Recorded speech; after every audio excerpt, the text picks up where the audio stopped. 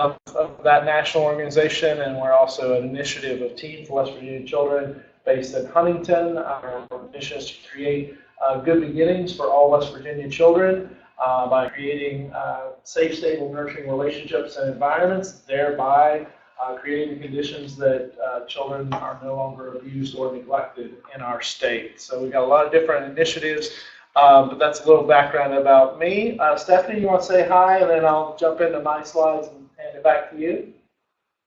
Sure, that's great. And can you all hear me again? Oh, can you all hear me again? Yes! I'm so sorry. I wish I could be there in person. It'd be much easier. So I'm Stefanie Sprow. I am our Deputy Director of Child Welfare and Mental Health Policy at the Children's Defense Fund. CDF is a national nonprofit. We work on advocacy issues that span all of childhood. So we work on child poverty, child health, early childhood, education, juvenile justice, and child welfare policy, which is the issue area that I lead at the Children's Defense Fund. I've been with CDF for just over 10 years and have worked on numerous legislations, getting them passed, and then the more important work, getting them implemented, which is why I'm so excited to be joining this meeting today to talk about some of the good work that West Virginia can be doing with these new opportunities in Family First. And I will turn it back to Jim for his part of the presentation. Thanks. Thanks, Stephanie. Do we need to do introductions? What's the time? So a number of the folks on the call aren't dialing in until quarter after, so we're going to introduce them at the end of the presentation and open up the chat box. Okay. So thanks for those who have joined us. If you want to put your questions in the chat box. So Stephanie and I both want this to be interactive. And so as we go throughout, feel free to stop us and wave us down. A little background about kind of our plan for the time we have together is I'm going to kind of do some background about really answering the question, some backdrop about child abuse prevention in general. And then we dig into the opportunities that Family First presents, which Stephanie will take us through. Jeremiah, you want to say hi? We kind of already did the introductions. Kind of pick on you in a minute. So. Jeremiah Samples, Deputy Secretary of the And so, as Deputy Secretary Samples shared with us at the last meeting, there's a lot of work underway in West Virginia to deal with the kind of emerging crisis we have in our state with kids in desperate situations. And so, we definitely want to help those children in all ways we can, but also part of that solution is how do we create the conditions so that children don't get in harm's way in the first place. And Family First gives us, in a real concrete way, some opportunity to access some resources to support some of these community-based programs and strategies to help support children before they go into foster care. And so I want to kind of set the stage a little bit about kind of the frameworks we're using in West Virginia from a prevention standpoint, what the evidence says. So, when we look at what policies and strategies help children and families thrive, we've got a lot. We know what works. And we also want to just consider, how do we reduce the demand for foster care?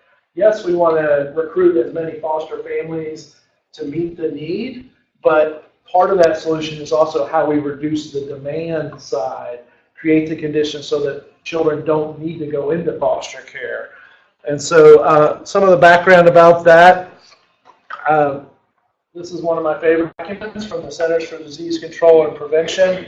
They developed this technical assistance package that identifies specific policies. Dr. Joanne Clevens with the CDC did a really comprehensive look at, when you look at child maltreatment rates, child abuse, child neglect, all forms of child maltreatment, and then overlay that with state policies and community policies, that where do you have a lower rate of abuse and neglect, what are the policies that they have in place? And so they've identified some categories that really help help prevent child abuse and neglect. And so one of those is broadly, we tend to focus a lot. People say, well, how do you prevent child abuse and neglect? Or I tell them that somebody, my hairstylist is like, what do you do for a living? I'm like, I work for Prevent Child Abuse West Virginia. And they're like, oh, bless your heart. That's so, how do you do that? And they just pat me on that. And I'm like, well, because people don't think, the public at large doesn't know how to prevent child abuse and neglect. But if you say, how do we create the conditions that help families succeed? They come up with all kinds of great. Well, you need good jobs. You need housing. You need places to have recreation. You need access to health care. You need mental health services. These types of things. Those are all the things that prevent child abuse and neglect. So we need to have those societal strategies and policies. So the strategies, I apologize, it's pretty small. This is available, and we'll make sure that it comes out with as a PDF, a link to the PDF after the meeting. But one strategy is strengthening economic supports to families. So we have financial security, family-friendly work policies. Secondly, social norms and how we promote positive parenting so that we have public engagement, parent leadership. You're going to hear a little bit about that. Opportunities through Family First to engage parents in leadership roles in terms of decision making. Legislative approaches that reduce corporal punishment. West Virginia actually is pretty good on corporal punishment in schools. We were one of the first states to abolish paddling in schools. We could do more as a society to promote alternative forms of discipline that aren't quite as harsh physical penalty as corporal punishment. Providing quality care and education early in life, access to quality child care, Head Start, those programs, preschool enrichment, with West Virginia, again, a leader in pre-K for 4-year-olds. How do we make sure we have that expanded and strengthened for the babies through 3 before you reach 4 years old? And we're making some progress in that, but it's an ongoing challenge. Enhancing parenting skills to promote healthy child development. So that gets our early childhood home visitation programs, in-home family education in West Virginia, programs like Parents as Teachers, Outstate Healthy Families, maternal infant health outreach workers, early Head Start. These programs help support that right from the start, has a role in this as well. So how we build that parenting skills. And then we also intervene early to lessen harm and prevent future risk. So this is when we kind of get into that cusp between primary prevention before abuse occurs, and then when things start to kind of have an issue, how do we make sure we respond to that call for help immediately? So child advocacy centers have a key role here, behavioral parent training programs, some of the things we're going to talk about with Family First fit into this as well. So that's kind of the broad strategies, and kind of, we used to just go family to family as a prevention field. Like, how do we help this family? How do we help that family? And there's still a role for that. That's a big part of what we do. But it's also about the communities that we live in. And so we want to make sure that those conditions are good. One of the examples was an earned income tax credit. A state refundable earned income tax credit shows a reduction in child abuse and neglect. So it's just a concrete economic support. Family leave policies. When you look at shaken baby prevention, we do a lot. We've got Period of Purple Crying. We're doing a lot of work with our hospitals to try to help parents understand you never ever shake a baby, and understand that crying can be a trigger. The state of California has paid family leave, and they have less shaken baby than other places that don't have paid family leave. University of Indiana did a study that said for every $1 increase in the minimum wage, you get like a 10% decrease in child neglect cases. We just need to build these broad supports. Now, it's outside, that gets to maybe some of our kid-friendly candidate types of things, but these are the conditions we want to create.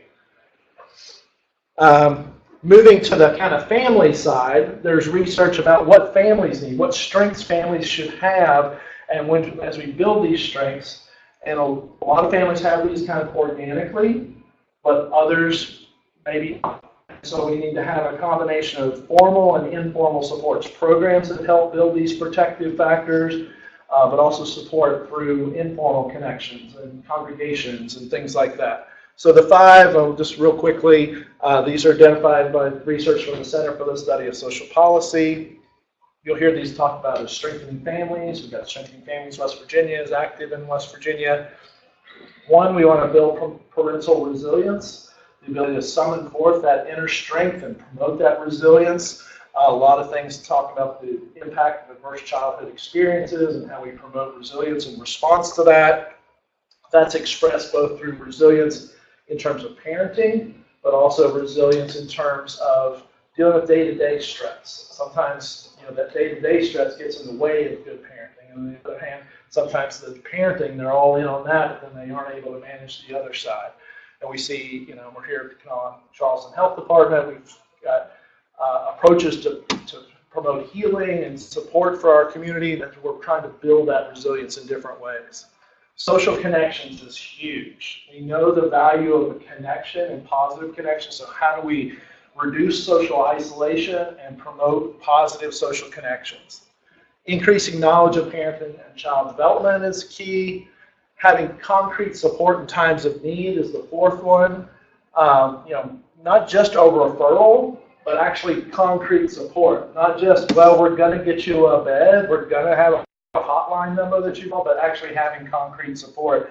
Again, this is where Family First, I think, is going to help us support for the candidates of foster care to get this concrete support, but then as those programs have more support, then maybe they can have a spillover effect to support the broader community as well.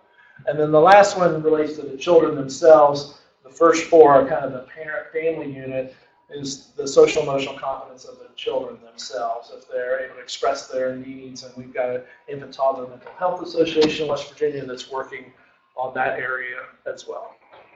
Was there a question or a comment? So these go together. I'm not going to go through all of this, but what we see is these are not just about child abuse prevention. One of our board members for Team for West Virginia Children said, they just had the light bulb come on. They're like, wait, we're not just about stopping this bad thing, but we're about promoting all these good things. And we have, better school outcomes, better health, and all these social determinants of health. There's really strong connection across the field of child maltreatment prevention and promoting public health, public well-being. Really the opposite of child maltreatment is child well-being. So we're trying to promote that well-being. There's different everyday actions that go together that result in stronger families, better child development, and then ultimately reduce likelihood of abuse and neglect. We also need to address issues of equity, diversity, and inclusiveness. We know that when we have adverse childhood experiences, we have protective factors. They are not equitably distributed across our state. Racial issues and racial bias and different factors, our history of oppression as a country play a role, as well as issues of rural access and poverty and economic distress. So we want to make sure we're not just giving everybody the equal amount or even equity where you're kind of fancy. Equity where everybody can see over this, but how do we ultimately lower that fence altogether so that we're free to see the game there? I like that illustration. I think this is my last kind of background one, and I'm going to hand it off to Stefanie. This is from the National Alliance of Children's Trust and Prevention Funds. When we look at child maltreatment, we tend to think of physical abuse. The bruised child, the child that's been injured in some way, and that is horrifying and it's horrible. But nationally, about 70% of child maltreatment is child neglect. Failure to meet a child's basic needs, and as a result, they are placed in harm's way. West Virginia's rate is about half of our child maltreatment is child neglect. And we know issues of substance abuse and so forth play a role in this because a family is battling their addiction and they're unable to meet the basic needs of their children. But again, this is an area that we need to work not just at the individual family parent level, and that parent who we're going to teach a lesson and do this, but we have to look at their family, the community, and the society. One of the best kind of ways of thinking about this is, how do we consider that line between a family's neglect of their child and a community's neglect of that family? You know, if I'm a parent and I refuse to get my child access and take them to the emergency room if they're hurt and injured, I am guilty of child neglect. If I'm a lawmaker who just votes to take $7 billion from the CHIP program, that's not considered child neglect in the eyes of our law. But 2 of West Virginia's 3 congressmen just voted to do that last week. So how do we have across the board societal action to make sure you have access to health care so the family can take their child and pay for the quality health care? Make sense? So, I promise I'm going to get off my soapbox really soon. We're really excited as a field. Took a child welfare, child abuse prevention, or over 400 different organizations that endorsed the Family First Prevention Services Act. It was spearheaded by Orrin Hatch, a very conservative Republican from Utah, and Ron Wyden, a very progressive Democrat from Oregon, and they worked together to this primarily child welfare financing reform, but much more than that. We'll get into this a little bit, and I think this was referenced at the presentation last month or 2 months ago. Currently, or up until the passage of Family First, child welfare financing at a federal level has largely been kind of upside down. These are Jim's words, so let me just say that. I'm not giving Stefanie, these aren't Children's Defense Fund words necessarily, but it's been upside down. We generally haven't had access to those resources. Title IV-E is the largest source of funding for foster care, but it's after a child is placed into foster care. There's not that upfront funding to support a child before they need the foster care. And so in some ways, to kind of ensure that a child's going to be harmed, because you can't help them until they have been harmed or really close to being harmed. And then when they are, you take them out of their home and put them in foster care, you give that foster family some modest support, not enough support, frankly. And then they help. Meanwhile, the other family, how could they have, maybe if they had that same amount of help, they could have kept the child safely with them. We don't know. So too often the resources have been available only after removal. We do have some promising things going on. The Safe at Home waiver. West Virginia is one of 10 states that have a Title IV-E waiver to address that. So we say we're going to use these dollars and instead support community services so that a family can stay together, and that's been very promising. But the waivers, the way they were framed, was largely taking your existing amount of money here, have flexibility to use it over here. It didn't really bring in new money, it just gave states flexibility to use the existing money. One other issue is that Federal 4E had what's called a look back. So you had to be eligible for TANF in 1996, 22 years ago, in order for eligible for federal funding for foster care. So a child goes into foster care, they make more than that, the state picks up the tab. Pretty sure I'm right on that. So what Family First does, and Stefanie will go through the details, changes that. It doesn't have that look back. So if you're a candidate for foster care, you're going to be able to get access, the state will be able to fund and get some support. That look back, the fact that there was just 1996 income level for TANF as part of that broader welfare reform that Bill Clinton signed into law. So for many of us, Family First is the most significant step to address that finance issue, really, since probably the enactment of the Child Abuse Prevention and Treatment Act in 1974, so in over 40 years. So that's a little bit of background. I'm going to check in. Are there any questions and so forth? Just wanted to kind of give that kind of backdrop, the context of child abuse prevention, this public health model that's really emerging that helps us support these outcomes for children and then Stephanie's going to take us through the basics of it, and we definitely want to have questions and comments, and this presentation is going to be available as well. You with me? Making sense? Stephanie, you still with us? Yep, I'm here. Can you hear me? Yes. I want to speak up just a little bit. We're going to try to get the volume, but you're coming in a little soft. Okay. Is this a little bit better? Yes. Yep. Go for it.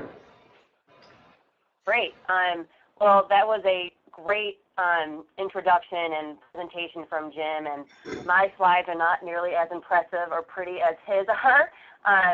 But as I mentioned, I am just really excited to have been invited to this meeting to talk about the new Family First Prevention Services Act and really the monumental reforms and opportunities that this new law makes for the child welfare system and hopefully West Virginia. There is a lot to unpack in this new law, way more than we could really cover in in-depth detail in 90 minutes. So I'm going to try to do a 15,000-foot overview of the major provisions in the new law to help people have a basic understanding of the major upcoming changes and why they're important to vulnerable children and families. And hopefully there'll be obviously much time at the end to have some questions and discussions and maybe potentially some follow-up conversations as West Virginia and you all try to move forward with this new legislation. So I know Jim covered a lot, some really great background on the financing and child welfare, and I'll just repeat a few things just to make sure things are clear, because I know not everyone in the room is as in the weeds in child welfare policy and financing, and it can get pretty technical with Family First. So I think it doesn't hurt to reiterate some of the great talking points that Jim just went through. As you know, states have access to federal dollars to support their work in child welfare, and the biggest pot of fund, as Jim mentioned, is Title IV-E of the Social Security Act. And what is so, I think, special about Title IV-E is that it's guaranteed federal funding, which means it can change and grow to reflect the needs of the system. It's not a fixed sum amount of money. And while this is great that it's a guaranteed funding, as Jim mentioned, there has been problems historically because those dollars were only available once a child was removed from the home. And so for years, advocates, decades I would say, advocates and state partners have been warning Congress about how this funding structure really doesn't align with our broader goals of supporting these children and families and keeping kids safe, and that there were some concern that this did lead to some unintended consequences to motivate states to remove kids from their homes in order to get access to these services and to these dollars. There are other pots of federal funding. Title IV-B, as in Bob, is another major funding stream. However, all of these other pots of federal dollars are much smaller. They're fixed dollars amount. They don't grow to reflect different crises as we're seeing right now in the child welfare system. Just to give you a sense, in 2017, Title IV-E was just over $8 billion, and Title IV-B, which is kind of the second biggest pot of funding, was only $670 million. And I'm just reiterating that because all of the work that we do around reforming the child welfare system really does try to tackle reforms within Title IV-E, just given its uniqueness as being guaranteed funding. And so, again, that's just also background to help explain why this change in IV-E is so historic and so monumental, and why people are just really excited to roll up their sleeves and see what we can do to help children and families. The second major change that's for children, or second major challenge, that we've seen for children in foster care is that far too many children are being placed in group care settings rather than placing children in family-like foster care settings, especially children who don't have some type of serious emotional or behavioral health need that requires a higher level of care outside of a family setting. Nationally, 1 in 7 children under the care of the child welfare system are in group care, and more than 40% of those kids have no documented clinical need for being placed outside of the family. We usually see these are placements where teens are placed in group homes. In many cases, children end up in these group care placements because the agency has a hard time finding an appropriate family.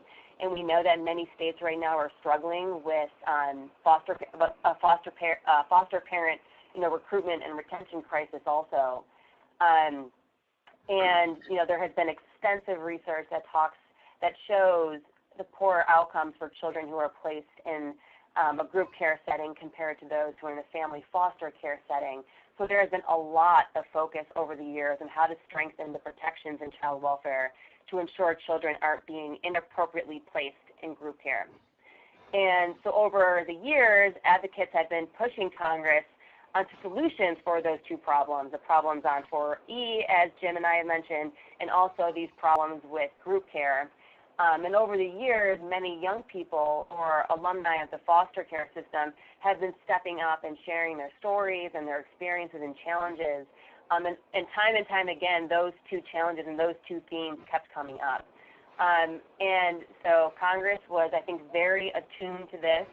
And I'm highlighting the voice of the young people because I really think they were very instrumental in getting Family First passed because of their advocacy and because of the stories they shared. And so beginning in 2015, Orrin Hatch and Ron Wyden, as the senators that Jim mentioned, pulled together proposals to reform Title 4E for more prevention services and to ensure that kids are being placed in family settings. And those proposals are what led to the bipartisan and bicameral Family First package. I think it's also important to highlight, and I know West Virginia is very attuned to this, but as those conversations around the proposals for Family First to open up funding for Title 4E for prevention, at the same time our country was beginning to face the epidemic we're seeing with the opioid and heroin drug abuse. And as a result of that, we have seen across the country an influx in the number of children who are entering care. For years, the national trend has been that we've been seeing a decline in kids in foster care, but then beginning in 2012 and every year afterwards, we've seen an increase in children in care, and right now we are just over 437,000 children who are in care. I know West Virginia has experienced the same trend with the state having just over 42,000 children in care in 2013 and just over 6,000 children in 2017. And as we look at those numbers and these trends, we're seeing some, I think, also scary trends within that. We're not only seeing more children entering the system, but we're also seeing fewer children exiting the system, which I think is also inflating the problem with the number of children in foster care. And again, many experts and child welfare professionals are really pointing to the rise of heroin and opioids and other substance abuse as responsible for this trend. I think the other thing that I would mention as its background is, for decades, relatives have really stepped in to care for children whose parents have been unable to care for them. And this has happened over the decades as we've experienced different drug epidemics, from crack cocaine to methamphetamines, now to opioids. However, we're really seeing that in addition to the strain on the child welfare system because of the opioid epidemic, we're also seeing a strain on kinship families who are really having to step in more than they were before because their children have died because of drugs, they're incarcerated, are using drugs, are in treatment. So we're really seeing a double strain on both the child welfare system and relatives who have stepped in over the years to support the system. And so with all of that context, with the fiscal disincentives from 4E to the over-reliance on group care to the opioid and drug epidemic, and really the young people stepping in to talk to Congress about their stories. All of those pieces put together is what finally pushed and created the Family First Prevention Services Act. And this was passed on February 9th, and it was part of a larger package that President Trump passed in the Bipartisan Budget Act. So before moving to the next slide, are there any questions just about the context before we are moving into the details of Family First?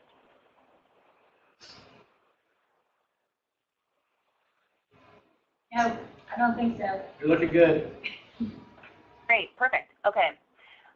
So as I mentioned, there is a lot to unpack in this new law, but the provisions in Family First, I think, generally fall under 5 major goals or themes. And they are keeping children safely with families through services and treatments that can prevent entry into foster care.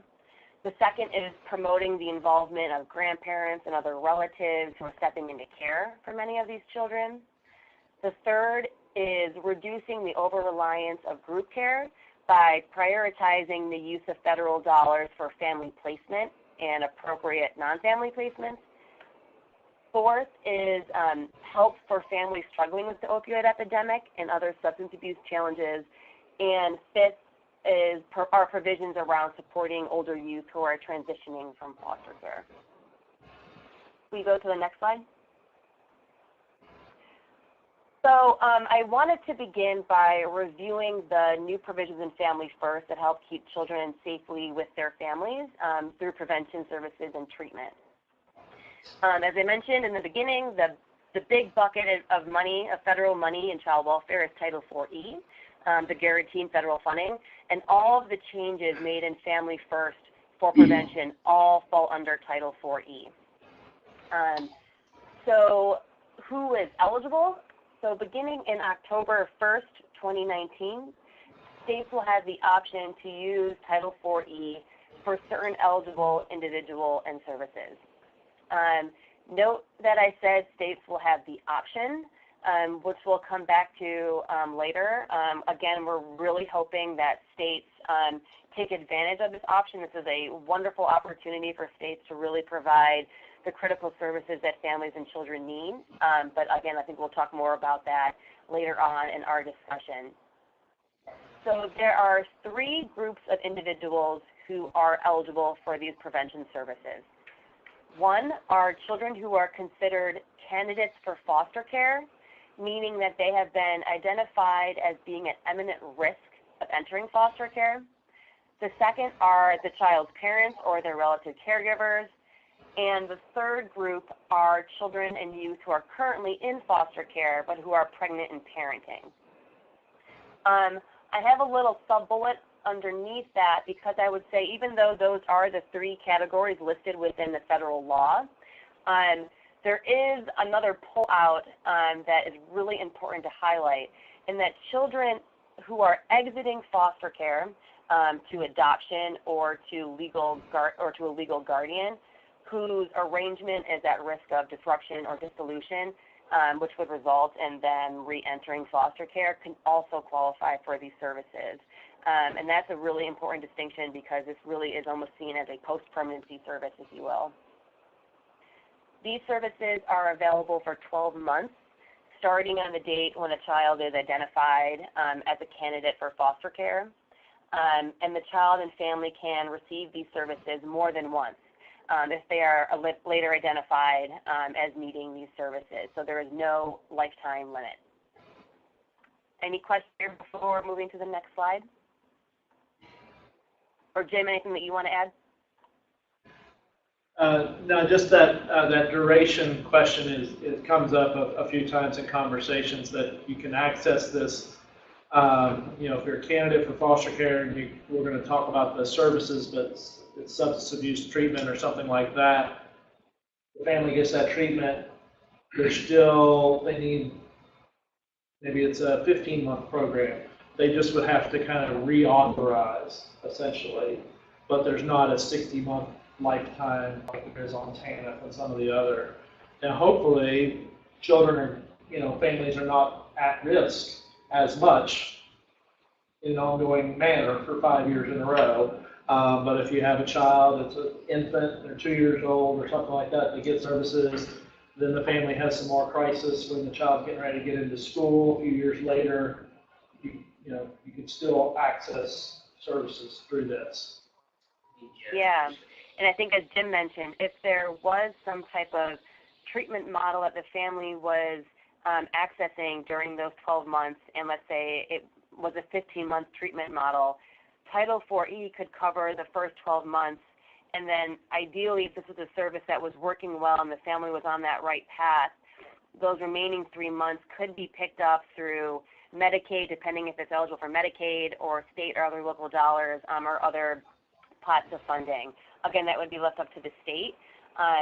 But I think what we have been surprised as we've been doing some research on different types of services that could qualify under these new prevention services, how many services are actually much shorter than 12 months. We certainly know that there are a lot of services that will require more time, but I think it's been encouraging to look at some of the evidence-based programs that really fit within this time frame.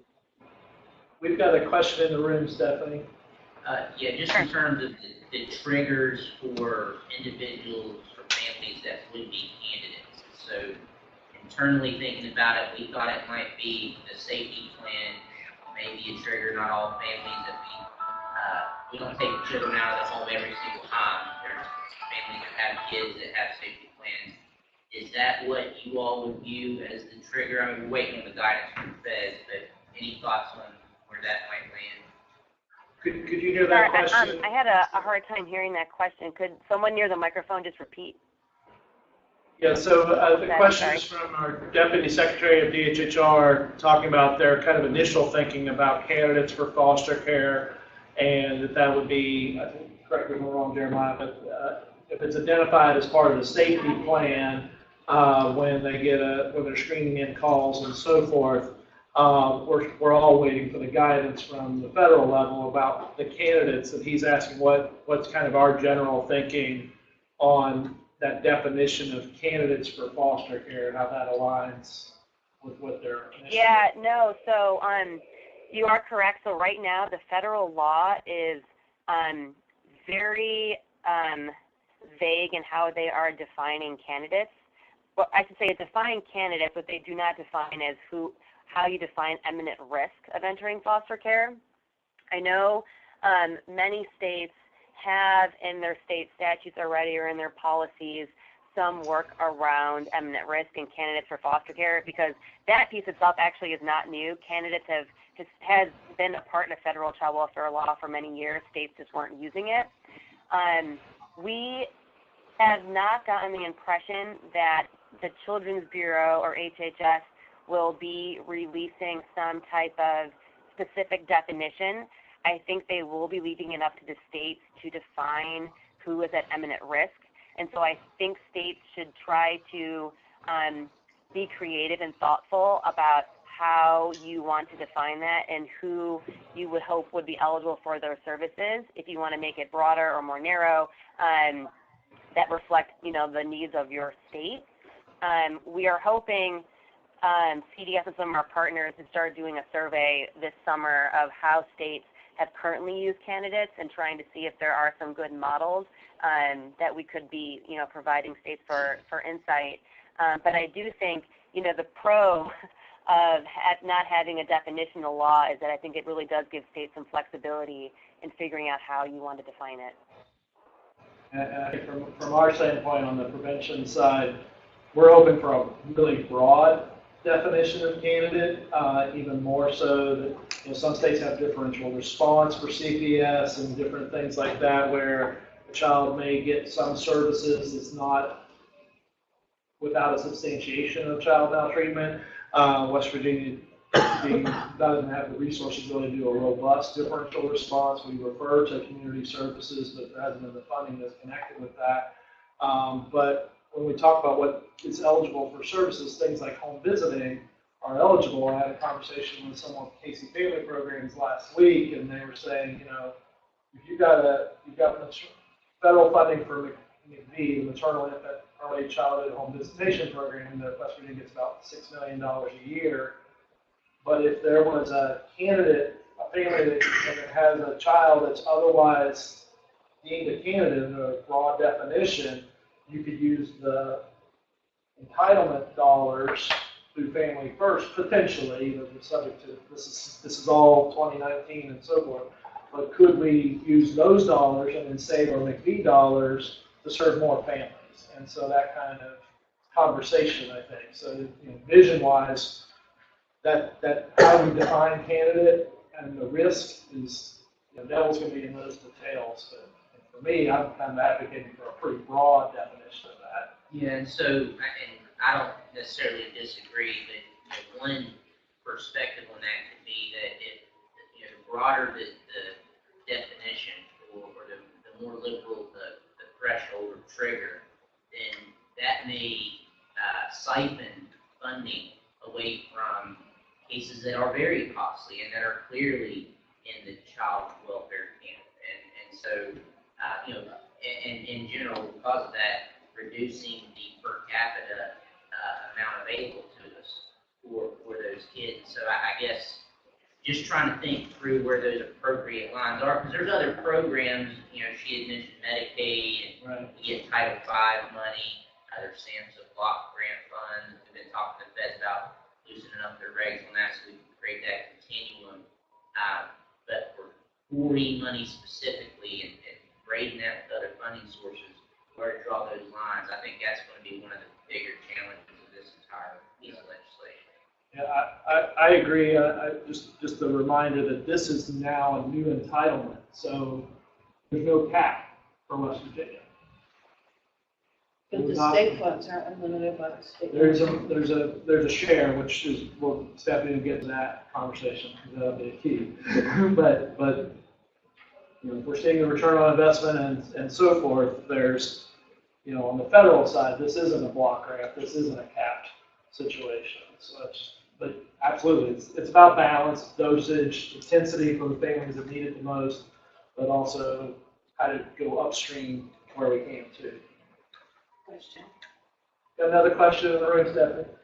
I haven't heard you all mention anything about aging out foster kids. My experience with 4E money is been kind of hard to connect children in placement who are aging out and leaving placement, wanting where to go, and maybe wanting to go on to college. So there are some provisions in here. We're going to talk about Okay. that kind of provisions for aging out just a little bit.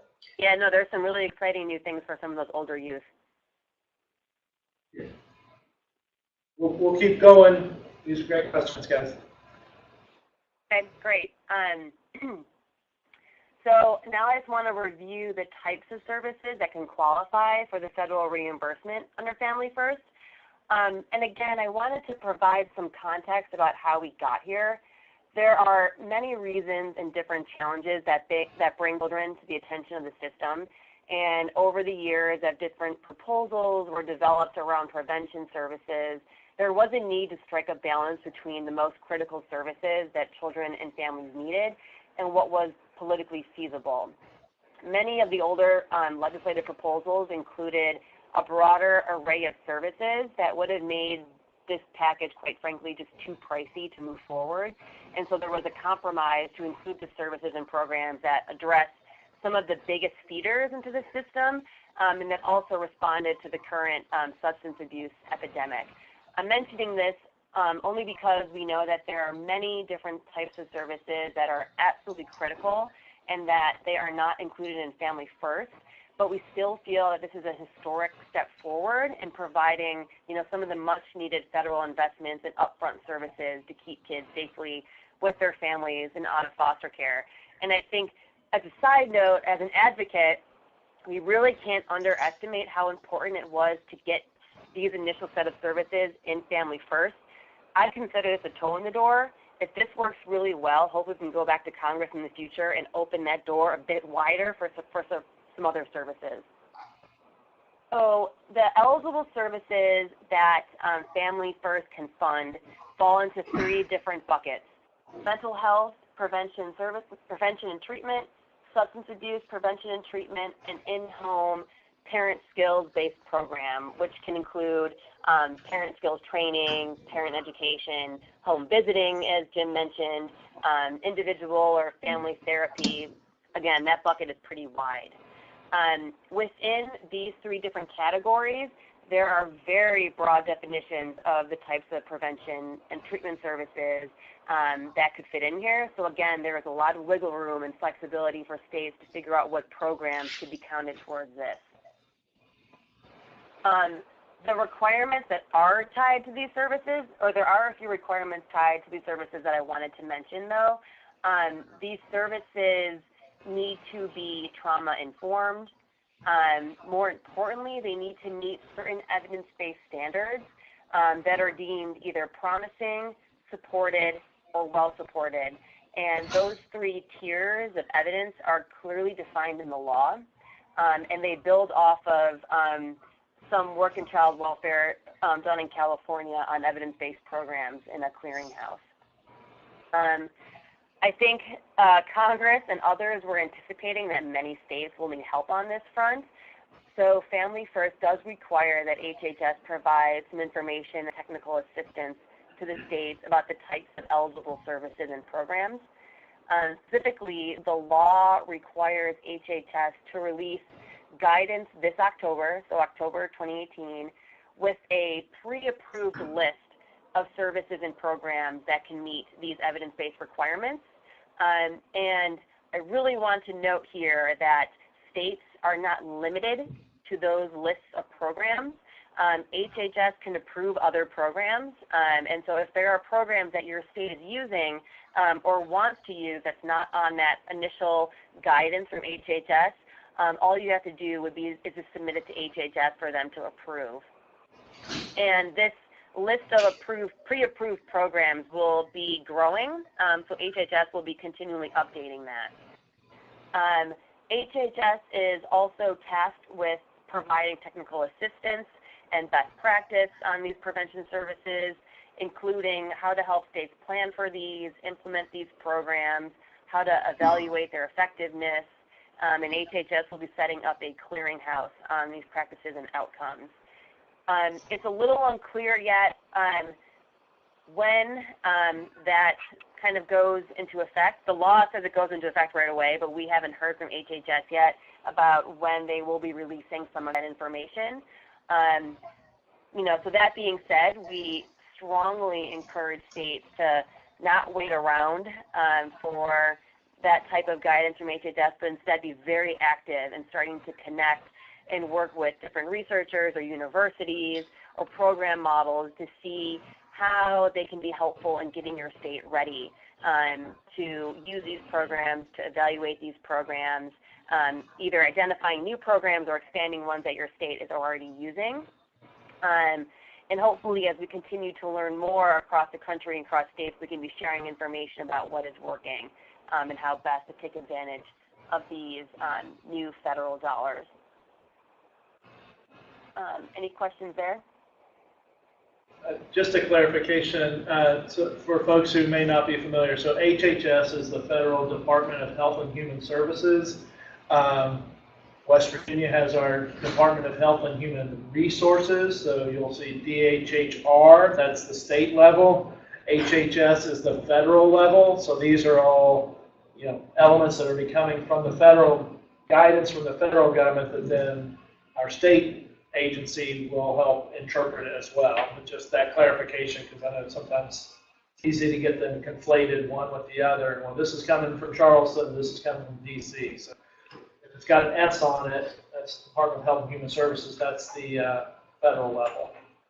So Thank you for that clarification. And please, if there is anything that I'm saying that is too nuanced, please jump in to clarify. Thank you. There's something called the California Clearinghouse that we're hearing.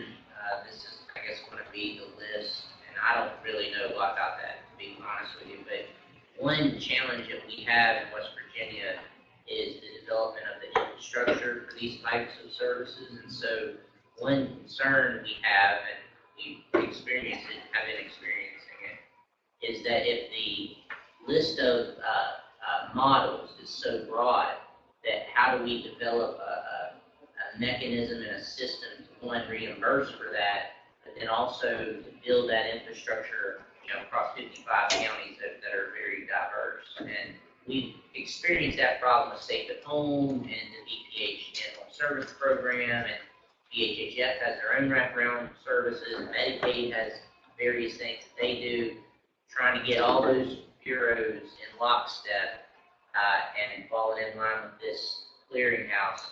That's just something we struggle with. So any insight y'all have on that would be helpful. Were you able to hear Yeah, that? I think one thing that I'll add, we're trying to actually get clarification right now from the federal HHS, Children's Bureau, to clarify that with Family First, when you are implementing these prevention services, do they need to be statewide, or can they be, at the county level, at the local level, can they be phased in? Because I do think it will be pretty challenging to have a program statewide. And so we have acknowledged that and have been working with HHS to see if we can get clarification about if a state can, have certain programs in certain areas or phase them in. And we hope to be getting more guidance on that shortly. And on the California Clearinghouse, that's a very rigorous collection of random control trials and so forth with the highest level of evidence. But nationally, there's a lot of advocates saying there are limitations to that list because it takes a high bar to get on there. And so as she said, and I heard this from on another call that I mentioned earlier, HHS is saying this list that they release in October will not be the list for an ongoing manner. They're going to go as, so if, I don't think, it doesn't really apply, but let's say right from the start, which is a West Virginia approach, a homegrown type of program, like Maryland has a version of Durham Connects, which is a very good home visiting family wraparound service that Prevention Obvious Maryland does. Durham Connects might be on the list, the Maryland version might not be on the list, but they want to show that they're using the same guide and get it on the promising list or something like that. So there's going to be ways to, from a community service, if you've got a program that you think works in Morgantown, that you think is emerging and could be promising, that's part of the advocacy I think that we do. But then you're right, I think, Jeremiah, your point's well taken.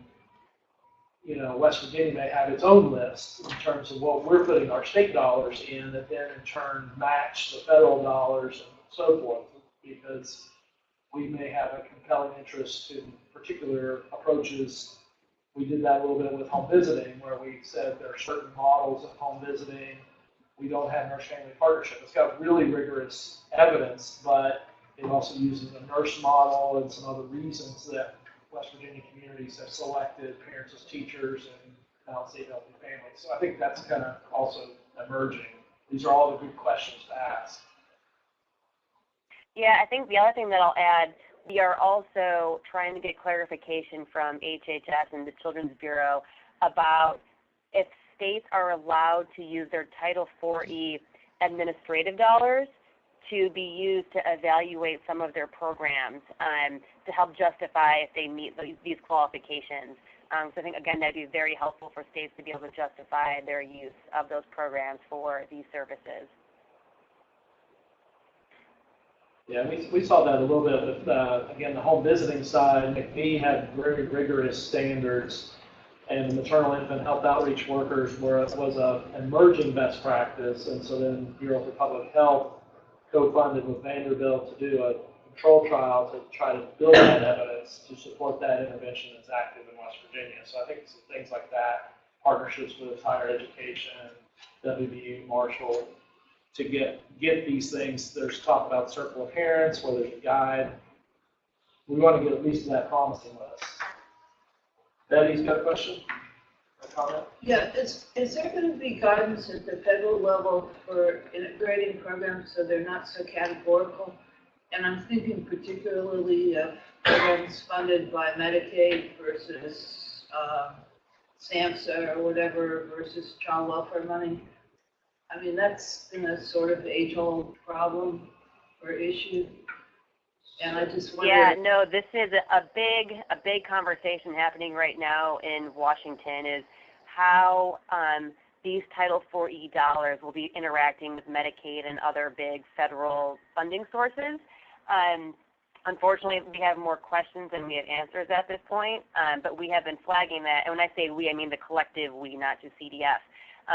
And actually, there are some proposals right now in Congress that would require further guidance on HHS specifically on this, because I think this will be such a critical piece of information for states to have, and how you can be maximizing the different various pots of federal dollars, but also how do they interact and how are they supposed to be used. Typically, Medicaid is the payer of last resort, but we know that every state uses Medicaid differently, and they have different services that they use with Medicaid, and so that will be, I think it's really important for West Virginia to be looking at what current programs you all use under Medicaid right now that qualify for mental health or substance abuse, and are there services that aren't fitting under Medicaid that Family First could be picking up, or how Family First could be picking up some of the pieces currently with Medicaid. I was hoping to have more answers on that piece for this call. Unfortunately, we're still in the research and digging phase. There's a big convening next week to talk about this because a number of states are flagging this as something that they need help and assistance on. So I just have two follow-up questions. Will that all take into account differential matching requirements, in terms of the benefits the state of using Medicaid versus 4E or whatever? And then, I'm just wondering if the climate is such at the federal level that it's an advantage to get more guidance versus less guidance. In other words, is it likely to be more restrictive than the states might want? Is that an issue? I had a little hard time hearing the first question, but the second question, yes, you're absolutely right. We are in an administration right now that is very cautious about releasing, regulations and guidance. And advocates in Washington have been really hitting hard and pushing back that this law has many parts that are very complicated and that states will very much need help on this. There is certainly the pro and con of, sometimes less guidance means states have more flexibility and can wiggle around and figure out how to make it work. But we know that there are some very basic things like these interactions across the different federal funding streams that I think states will really need. And so I think that advocacy in West Virginia, too, is really important. What was the first question? I couldn't hear that. So the first question goes back to the funding streams and the matching requirement. I noticed that just came up on the screen. But it seems like that would be a big factor in deciding. I mean, Medicaid might be the last resort, but if it has a better match, it seems like that would be an incentive to use it first. And so I'm just wondering how. Yeah, no, that's right. So Medicaid does have a higher match than the programs in Family First. And so we know that for many states that will be an incentive to try to maximize those Medicaid dollars. But we also know that Medicaid likely won't be able to cover all the services that qualify under Family First. So we really see this as a really great, supplement to some of those Medicaid services. So just as context to that, the Administration for Children and Families at the federal level, which is within HHS, they're hosting meetings around the country to talk to states. Earlier this week, I was in Washington with Mid-Atlantic states, meeting with our regional representatives, and the question of grading funding across different federal programs was really the focus of the discussion.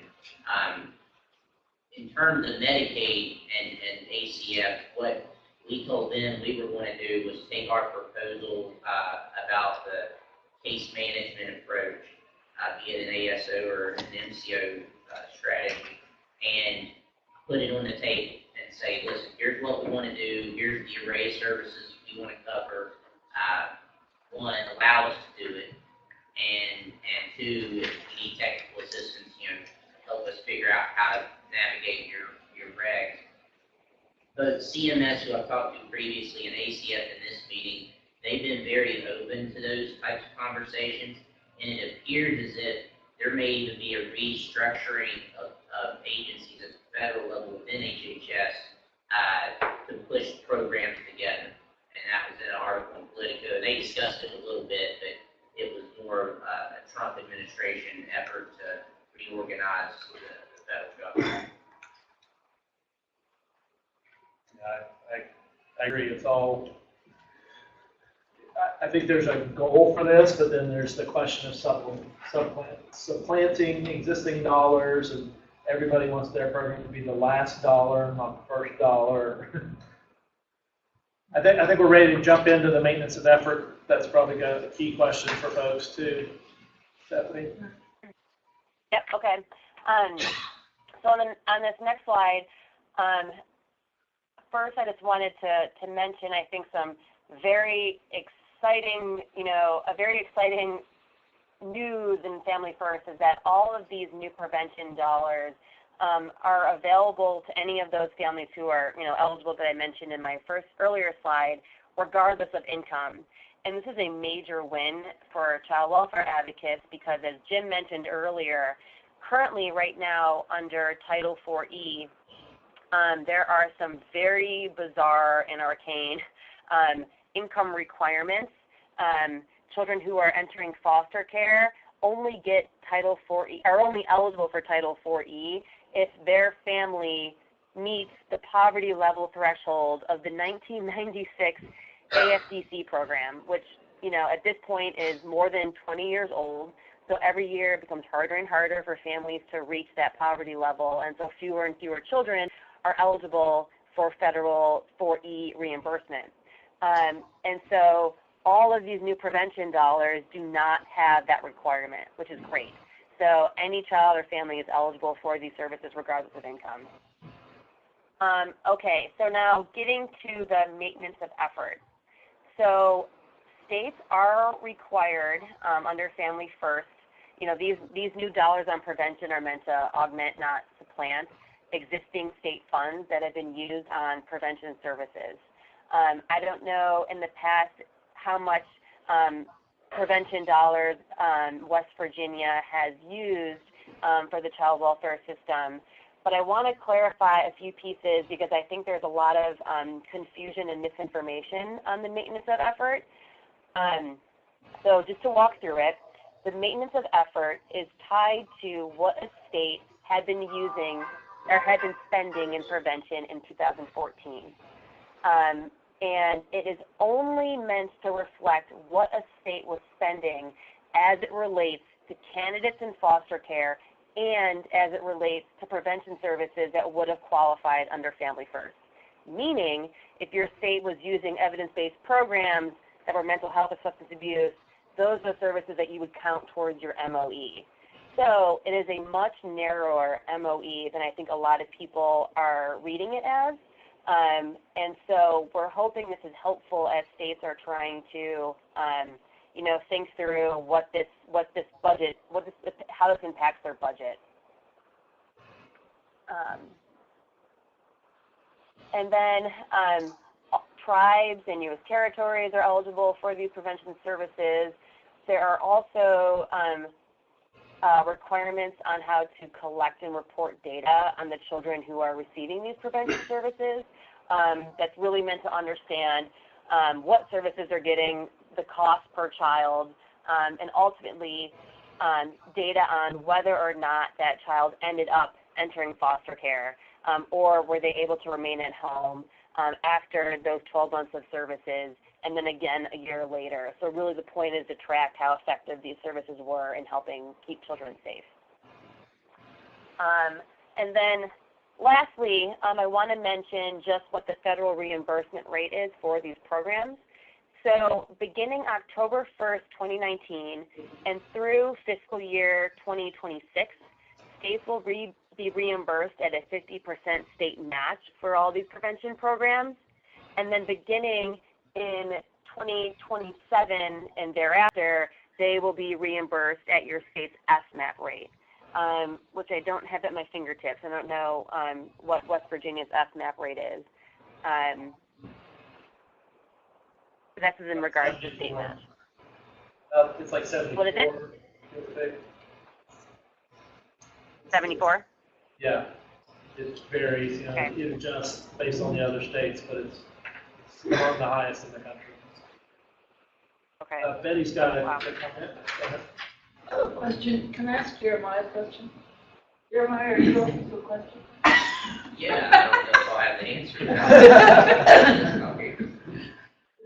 Okay, so on this slide where they're talking about performance measures, data collection, and all of the planning aspects, what's the capacity within the department for planning right now and really analysis of data? And how does that go across bureaus and how is it transparent to the public?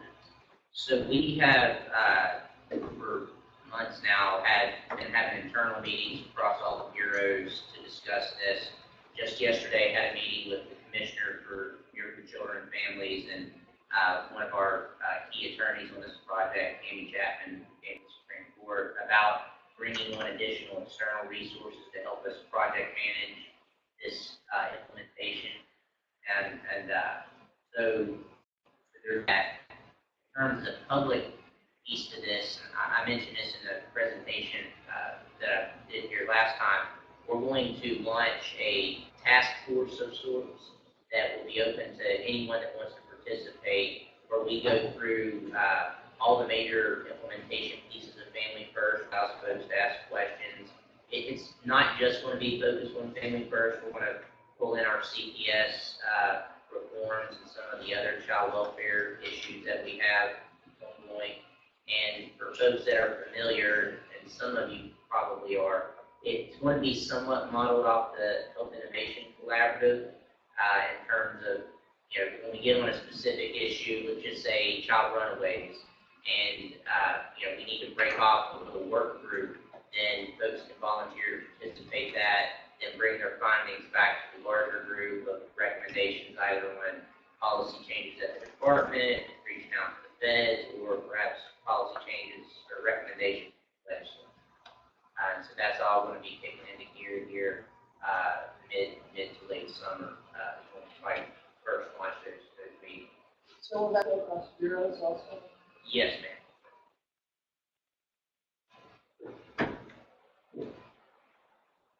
I think that's it for questions in the room right at this moment. Stephanie? Okay. So there is another kind of separate from the provision I was just talking about for the prevention services. There is another provision in Family First that also relates to keeping children safely with their families. And so I put it under this bucket around prevention. But it really is around the availability now of Title IV dollars to be used to place a child with a parent who is in a residential family-based treatment facility for substance abuse. And this is really exciting or a really exciting opportunity for 4E because we know child welfare agencies need access to these residential treatment programs that allow parents, usually mothers, and children to live together in a supervised living arrangement while that parent undergoes substance abuse treatment. These programs can provide, comprehensive, individualized services to both the parent and the child, as well as services to strengthen the family unit and promote stability. And this really does help complete their program, and we've seen tons of research that shows that when a mother is able to be placed with their child in these programs, that they're more likely to successfully complete that program. Again, reimbursement for this placement is available for 12 months. The program needs to be trauma-informed, and again, there is no income test for children or parents for these programs. There also is not, and I'll note, these programs don't need to meet that same level of evidence-based requirements that are required in the other prevention services. So I just want to highlight that now. The other really important thing to highlight is that these dollars become available this year. So this October, 5 months from now. And so we really hope states are thinking about how they could start taking advantage of these dollars this year. I looked at a report that SAMHSA did earlier this year that identified that West Virginia has 3 of these types of programs, and maybe there are more. So I think it'd be really important for the state to identify what programs they have that meet this,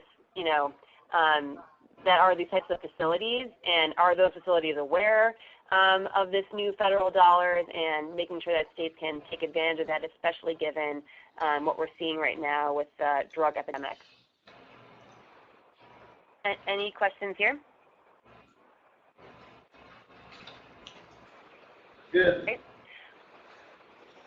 So the next bucket of provisions is really around the progress Family First makes to better support and involve grandparents and other relatives who are caring for children. The first bullet really is just a reiteration of what I mentioned before. Relatives are one of the eligible individuals who could qualify for these new prevention services. And again, I just wanted to highlight that subcategory that I mentioned where these services can be used on the back end. So if a relative ends up adopting or becoming a legal guardian for a child, and that placement is at risk of disruption or dissolution, that they can access those services again on the back end. Additionally, Family First allows for Title IV dollars to be used to fund evidence-based kinship navigator programs, which are these really great programs that are designed to be one-stop shops for information, referrals, follow-up services, and other help to relatives who are stepping in to care for children. And these can be relatives both inside and outside the formal foster care system. So many relatives, for example, who are just caring for the child without CPS never had been involved in their family. And these programs are so critical because so often these relatives are totally unaware of the supports and services and benefits that are available to them. And even if they do know about them, these systems are so complicated and overwhelming to navigate and for a relative to figure out. For example, how to get their child enrolled in school, how to get them on their health coverage, where to find extra bed or clothing. And these programs have been found to be extremely helpful in helping these relatives care for these children. And again, these are the relatives who are really stepping in and being that safety net and helping kids so they don't have to enter the foster care system. I also wanted to include a sub-bullet on this, and this is separate from Family First but related. But in a bill that passed a month after Family First became law, it was a spending package that Washington passed. They included $20 million of new funding that could be used for states to help either set up or expand kinship navigator programs within their state.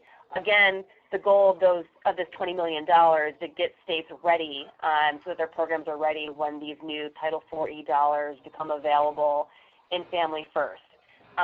The $20 million are only available for this year, and they are 100% federal dollars. There is no state match for this.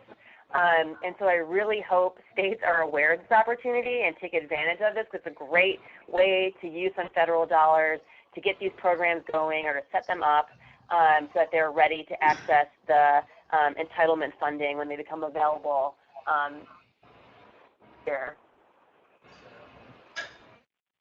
And then just the last provision I wanted to mention related to kin. It's also really important, but it sounds kind of technical. Whenever a family wants to become a foster parent, they have to be licensed. Unfortunately, many of the licensing requirements don't really make sense or are inappropriate for relatives. And technically, states have the option to waive some of these non-safety licensing standards. But we've seen that many states, if not all states, have been really hesitant to do that because they're unclear about what those standards are. There's concerns around liability.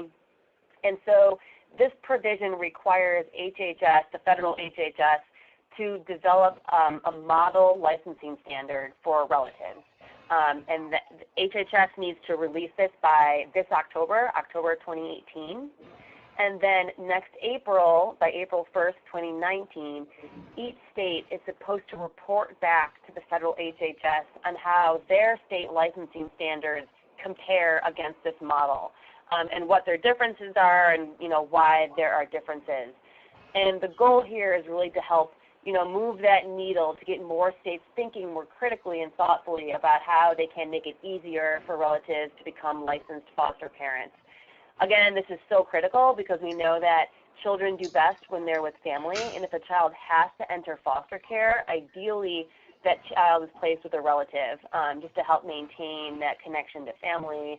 And because of the years and years of research that shows that child outcomes are much better for children in care when they're placed with a relative than when they're placed with a non-relative foster home. So again, that was one of those provisions that's not getting a lot of play, but it's very important to the well-being of kids in foster care. Are there any questions on the kinship pieces?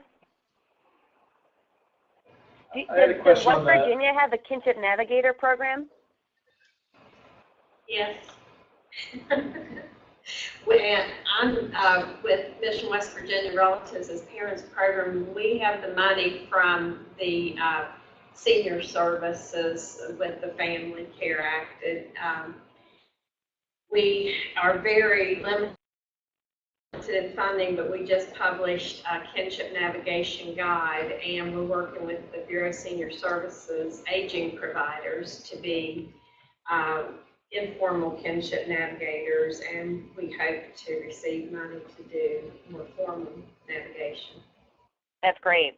I know that some of our partners who do a lot of work on the Kinship Navigator piece have been mentioning that Florida has, I think, as of the moment, the only program that is evidence-based, and so they're trying to help states connect to learn a little bit more about that program if they want to, again, use this $20 million to help get their programs to meet those evidence-based requirements. And so again, we'd be happy to connect offline to talk more about that, but we hope West Virginia could take advantage of some of these new dollars this year. Thank you, we do too. So I met with Linda Watts 2 weeks ago, and she told me that, if I understood it correctly, that the Bureau of Children and Families was applying for these funds, for some new funds. Is that coordinated? Sorry, say that again? West Virginia? That could be an option. Can someone repeat the question just closer to the microphone? So the comment was that at a previous meeting there had been a reference from someone with our Bureau for Children and Families, Linda Watts, that West Virginia, which is a bureau within our Department of Health and Human Resources, was seeking some kinship program funds, and so the question was whether that was this particular pot of funding. My impression is that it would be. This is the new funds that are available. So there's another piece to Yeah. that. The Council of Churches had a conference on a substance use epidemic a couple of weeks ago, and Steve Tuck talked about informal efforts from the child care community to pursue something that sounds like this. I don't think he used these words, but Yeah, there was a lot of concern from ministers that people in their congregations didn't really know what was available to them.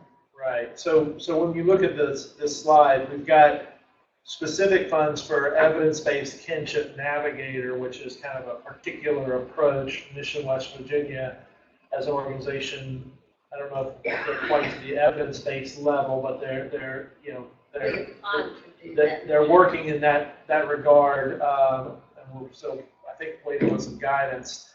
But then there are other provisions about the broader kin enroll. I think we got about 22,000 children in West Virginia who are with kin that otherwise would probably be in our foster care system. And so support through these prevention services, as well as then just kind of clarification on the licensing standards. I think there was some legislation, I don't know if it passed or if it was a department bill, but just kind of, you have a certain licensure requirement if you're a foster family for a number of bathrooms and beds and so forth, and then, but if you're a relative, you may not have that extra provision, but you're the relative. So, you have some flexibility in those standards, still got to meet safety. And so I think that's part of this broader conversation, is promoting kin through navigation, through prevention services, and through improving those licensing standards. Not necessarily weakening them, but having an improvement in practice. Well, one of the things that really jumped out at me was that from being at the legislature, I hear that there's like 5,000 kids in TANF due to being qualifying for being in the homes of kin. And then there's 80% of kids in custody who are related somehow to kinship. No, I think the percent Steve Tuck was 46% of all the foster homes were related to kinship care. And there are certain levels of that. Some of them qualify as foster homes and some don't. We have a TANF benefit. If a child comes to live with their grandparent, there's a child-only eligibility for TANF that gives that family some support. It's kind of outside the 4E foster care federal dollars. Well, and that's what I'm getting at. It seemed like there was a lot of confusion from like the churches, ministers and parishioners about, we've got this situation in our church, where do they go? And right. Is this going to get at that?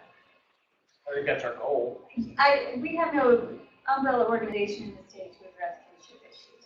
So that's one of our biggest problems. And we have Carolyn, who's wonderful, but, they have very limited resources. Authority too.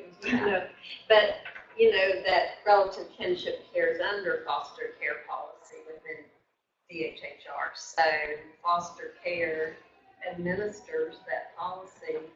And there is, as I mentioned when Jeremiah spoke, we have a big need for training. And the call I just took, and I apologize, I didn't know how to read that track training again. I figured it out too late. But it was a woman I have, and I get these a couple of times a week, a relative caregiver. They've done a home study. I haven't heard a word back. I bought all this stuff, blah, blah, blah. So, and there is the second option that you referred to, that they can get boarding care under foster care policy, relative kinship caregivers, that they do have to do more formalized process as another type of foster care. So there are two options. But this resource guide we just put out explains that and refers to policy, and we're going to be training with council churches and those folks on that. So it's available.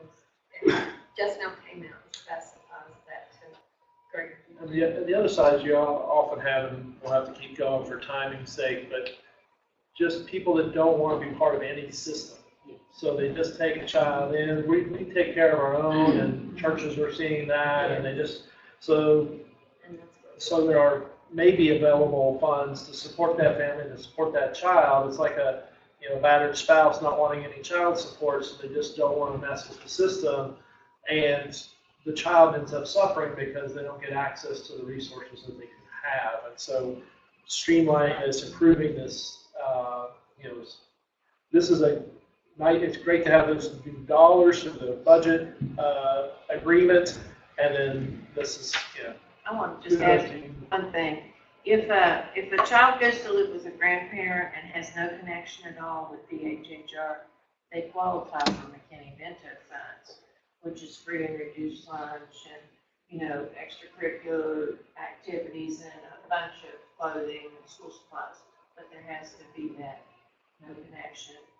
And that's a hard connection to make with these families because they don't want to be identified. That's like the homeless kids. That don't, if the grandma takes a child and doesn't have any connection with getting money from DHHR or, informal. So Kelly, is this, who's gonna pull it together? That's my question. Hold on. What? Kim's question. The kinship issue. You said there was gonna be a real network. No. Who's no. gonna, how do we get there? So that's a good question, and I'm not sure, but that's a good thing to discuss at a later date. We've talked about how to pull those groups together before. I'm sure Mission West Virginia should take a lead on that. There are a couple of groups that Annie Otto and East Panhandle who work with. We support her. Yes. So I think that there are people there who, on a community level, can get together and try and form that umbrella. But that money, they haven't announced the RFP yet, so we're waiting for the funds to circle the wagons. So just looking at the clock, it looks like we have about 20 minutes. We're through 2 of 5 goals. So, and this is, I know there's questions about this next one about group care, and West Virginia is trying to take strides to reduce our reliance on group care. The Department of Justice is interested in what we're doing, and so forth. So let's go ahead and advance on, and we'll make sure we have time for questions and dialogue at the end too. I'll hand it back to you, Stephanie. Great, okay. So I'll try to be quick but not too quick, because I know this is an important piece and you guys have many questions on this. But again, as I mentioned earlier, there has been overwhelming evidence on the poorer outcomes that children have who are placed in group care compared to family foster care. And Congress has been very, I would say, hyper aware of this. And so the changes made in Family First to group care has, I think, been kind of long in coming. And really, the reaction from the federal government to group care, I think, really is in response to, I think, the positive trend that we've been seeing across the country, where states have been really focusing in on this. And I know West Virginia is one example of a state that has done a lot of work and is committed to better serving youth in care by increasing the percent of kids in family homes rather than group homes. And so Family First is really just taking that step, another step forward and making this, making all states kind of get on that right track. And certainly we know that there are many cases where it's very appropriate for a child to be placed in a higher level of care because they have, such serious emotional or behavioral health needs. But I think there was this concern that many children were being placed in these placements that really did not need to be in there. So beginning October 1st, 2019, there will be new federal funding restrictions from Title IV-E for certain group homes. So after 2 weeks of a child entering foster care, states will now only be reimbursed for Title IV-E maintenance payments, and you'll note that I underlined that. This is the room and board. So the only restrictions on Title IV-E is on the room and board, not on the administrative cost, not on the training cost related to these placements. States will only get reimbursement for federal room and board for, 1, children who are placed in a family foster home that provide care to 6 or fewer children. And the law does allow for some exceptions to expand that number, to keep siblings together or children who have some other meaningful relationship together. 2 are placements for pregnant and parenting youth, such as settings that are specialized in providing prenatal, postpartum, or parenting supports for youth. 3rd are settings for supervised settings for youth ages 18 and older who are living independently. I don't know if West Virginia has those kind of programs. 4 are settings provided to high-quality residential care and supportive services to children and youth who have been found to be at risk of becoming sex trafficking victims. The 5th is the placement I mentioned earlier, where a child is placed with a family or a parent in a residential treatment facility for substance abuse. And then 6 are settings known as Qualified Residential Treatment Programs, or QRTPs. So any group home that does not fall under those 6 categories will no longer be able to receive federal room and board reimbursement for those children. But again, they can continue to receive federal reimbursement for administrative costs. And this is really important to underscore because I feel like that particular detail keeps getting overlooked. And it's really important as states are preparing their fiscal analyses and budget analyses of the impact of Family First. I looked at some, I will say it was old data from West Virginia on the different funding structures, and it appears that West Virginia was not using or was using a significantly less amount of Title IV-E funds for residential and group care settings compared to their state dollars. So it looked like it was almost 7-to-1 state dollars to federal dollars for group care settings.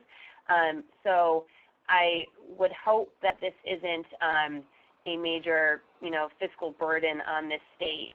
And again, those dollars were a combination of room and board and administrative dollars. And in many states, I don't know what it is in West Virginia, but in many states, actually, administrative dollars are much more than the room and board dollars.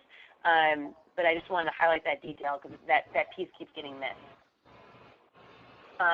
If we go to the next slide, maybe I'll just do my 2 slides on group care, and then we can stop and have a discussion. I just wanted to spend a minute walking through some of the requirements for the QRTPs because the law does provide some very clear guidance as to what these programs should look like. They have to be trauma-informed treatment models that are designed to address the needs and clinical needs of children with serious emotional and behavioral disorders or disturbances. They have registered or licensed nursing staff or other licensed clinical staff who can provide care, who are on-site consistent with the treatment model and available 24 hours, 7 days a week. The QRPT does not have to have a direct employee-employer relationship with those required nurses and behavioral staff. I just wanted to mention that in case you're contracting out with other staff, nursing staff. The program needs to facilitate family outreach and participation in the child's treatment and document how that family is being integrated. Again, this kind of falls under the theme that Family First is really trying to make sure children are connected with their families and that families have a voice in their say and in their treatment. The program also needs to provide discharge planning and family-based care or aftercare for at least 6 months after the child is discharged from that placement. Again, we thought this was great because we know that for so many of these families, they will continue to need supports and services to help as they're making that transition from that higher level of care to a family setting. And then lastly, the programs need to be licensed and nationally accredited. Just one last slide. We go to the next slide, please. So then, lastly, I'll try to be quick with these. The law, there's a few other requirements I wanted to run through. The law does require that children be assessed within the first 30 days if it's appropriate for them. Again, this is just for the QRTPs, I'm sorry. That the law, that they be assessed in the first 30 days whether it's appropriate for them to be in a QRTP setting. And the law also spells out the steps that need to happen if it's determined that a child should be there or should not be there. There is also a recognition that we don't want there to be some unintended consequences of children being inappropriately diagnosed with a mental illness or disorder in order to be placed in these settings. So there's a requirement for states to also address this problem and the steps they're taking and their healthcare services oversight and coordination plan to prevent this from happening.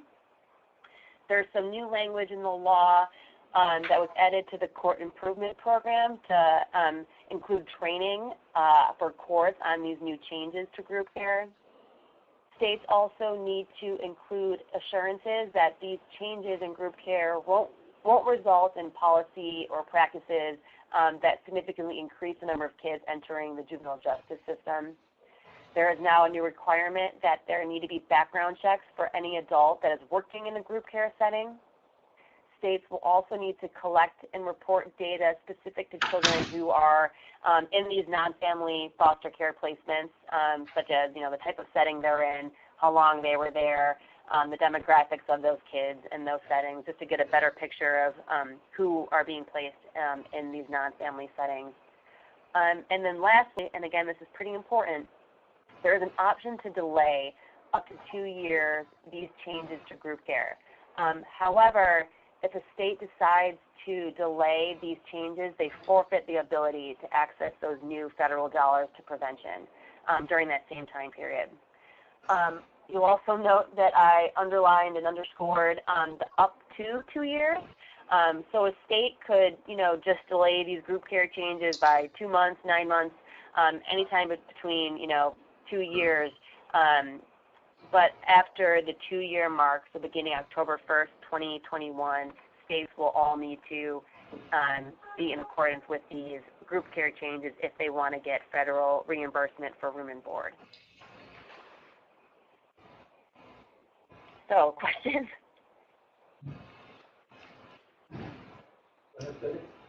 So back to a couple slides back on foster family homes. Does that include, like my understanding is the majority of homes are treatment homes? So does that include? This is, so you can use 4E for a family setting, treatment home or family setting. This is a restriction against congregate care, the group homes, a home with 12 kids. It's got to be 6 kids or under unless there's siblings or another compelling reason why it would be more than Brady Bunch. So my corollary question is how many of our child care group homes are QRTPs or not? Like what's the mix now? That's a great question. I don't know what our current licensure rate is for CAMAC and some of the other group home providers. I know they're following this and want to see what those standards are pretty carefully. Crittenden Services was interested if they provide services for pregnant parenting youth, which is specifically noted. CAMAC has asking for kids. Right, but I don't know if they satisfy like the requirements here of a nurse and so forth. That was one of the considerations. Some folks in North Carolina and California, group home providers, have expressed some concern with this. But I think that, as Stefanie mentioned, there have been some provisions to try to clarify the fact that you can still use your administrative costs. We're talking about limiting the room and board, but not limiting all funding from these settings. Clarification on how your nursing can be provided. Lawmakers tried to respond to criticism that really derailed it in 2016 when we had passed the House unanimously and it got held up by 2 or 3 senators. But then they were able to resolve those concerns for passage this February. Stephanie, anything you want to add there? I know our group home, the Alliance for Children, and others are having this discussion and trying to be a supporter. Steve Tuck. Yeah, I think what I would just add, whoever asked that question in the room about the QRTPs, I think that's exactly the type of legwork that should be happening right now in West Virginia, is figuring out kind of where all of your different placements right now fit under those 6 categories, and how many of those qualify for a QRTP, or how many are pretty close to qualifying. For example, they need to be accredited, or some other pieces that need to be changed. We had a meeting a few weeks ago with a expert in accreditation, and I thought what was really interesting about her presentation was just the length of time it takes to get accredited. And so if there are programs that you feel like in West Virginia are very close to meeting those QRTP standards but aren't accredited, I would really urge you to starting to move quickly on that, because the accreditation process does take several months And so if you do want to start accessing those prevention dollars by 2019, you need to make sure that those programs meet those federal requirements. And so I would just add that. I would also add, the changes in Family First are not closing down these placements or these providers. They're just saying federal room and board can no longer be used for those other settings.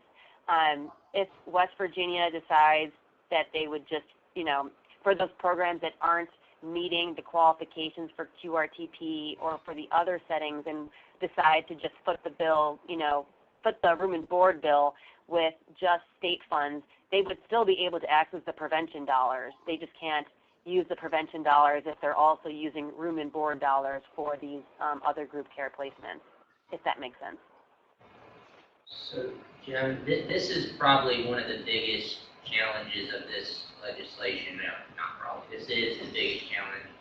And there's a debate brewing about whether or not to apply for this waiver. And there's differing opinions. A lot of advocates that I've heard from, it seems as if folks don't think we should apply for it. And then the group of residential providers, and I'm not speaking for everyone, but that's the camp that has generally indicated an interest in having some type of waiver. And I guess just to pose the question to this group, are there opinions about what the state should do, or early thoughts on that as we really get into it here in the coming months? Do you have a sense of how many do not qualify?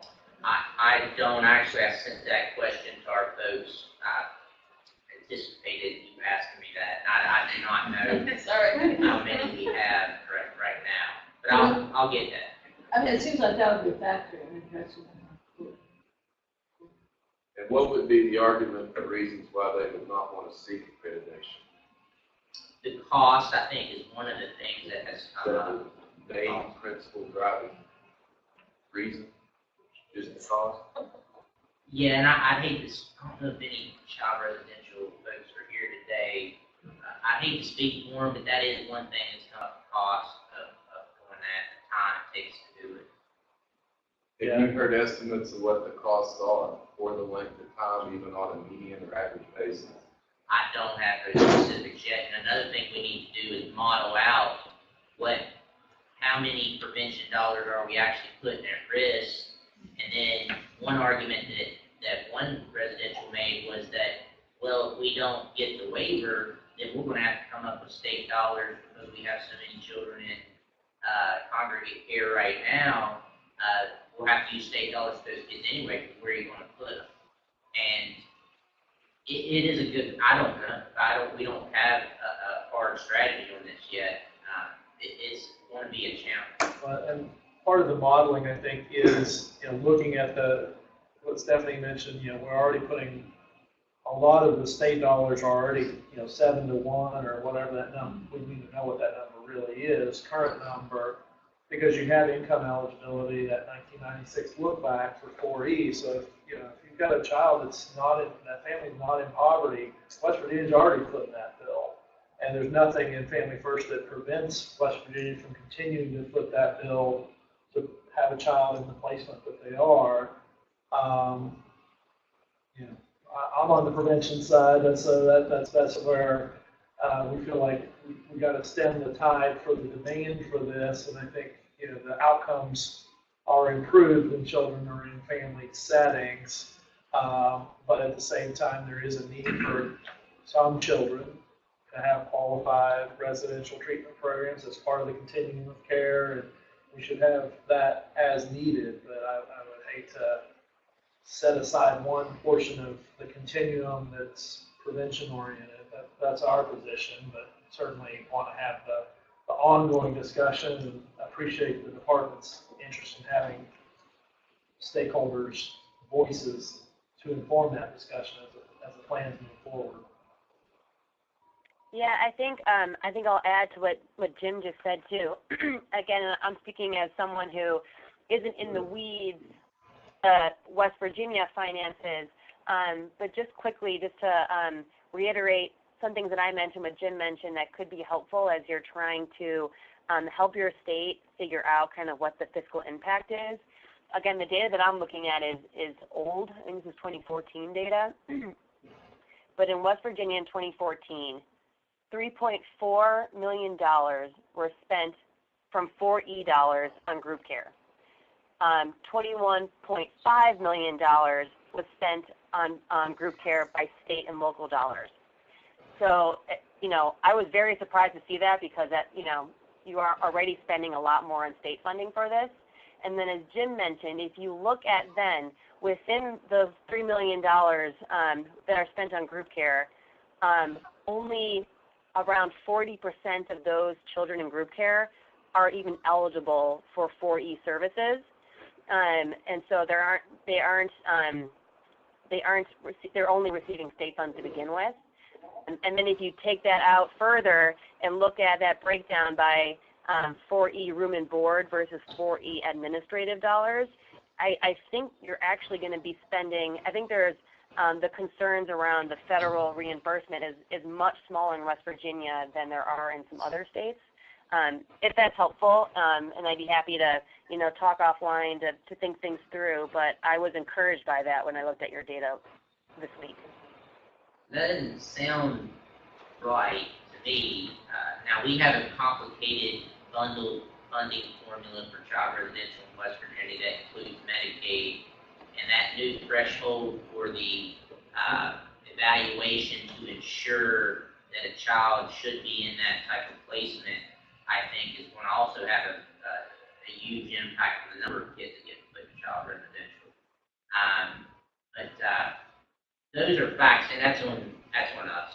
I mean, those are facts that we'll bring to you all. I need to go back and do some research so that we can develop educated opinions. Well, and hopefully, we got two other comments that, prevention works too, so if you get, if we can invest in, so that's the other side, is to limit that, as many kids needing that higher level of service if we're able to help them sooner. All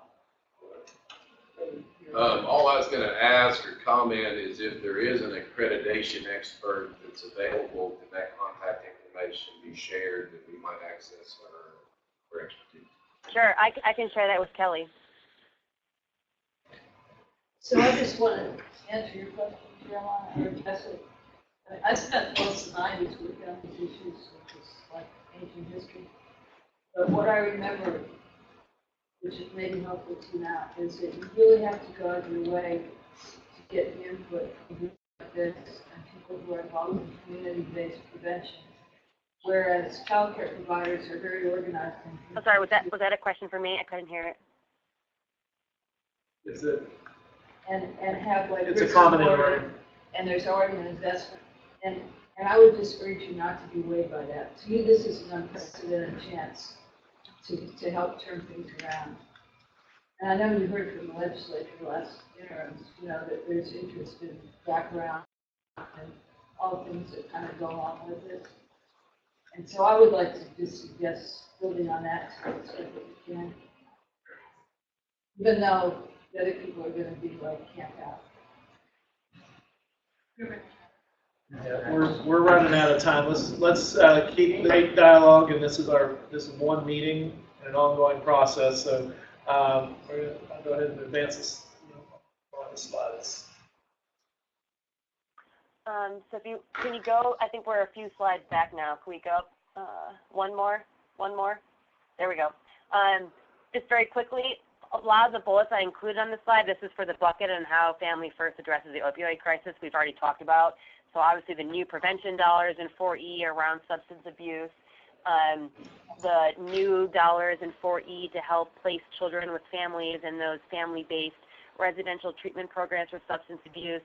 The other piece I wanted to highlight was that it extends the regional partnership grants. I don't think West Virginia has that program. This is just a federal funding that helps connect child welfare with mental health and substance abuse as a way to kind of coalesce some of the resources and support for these families. But as I mentioned, I don't think West Virginia actually has that. If you go to the next slide, I wanted to spend a minute talking about the older youth because I know someone in the room earlier had a question on this. So there are some improvements made in Family First to better support older youth in care, and these are all around changes made to the John H. Chafee foster care program, and this is the program, these are the funds in child welfare that are designated for helping older youth transition to independence.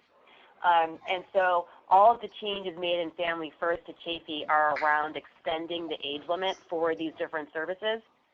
So it extends to age 23.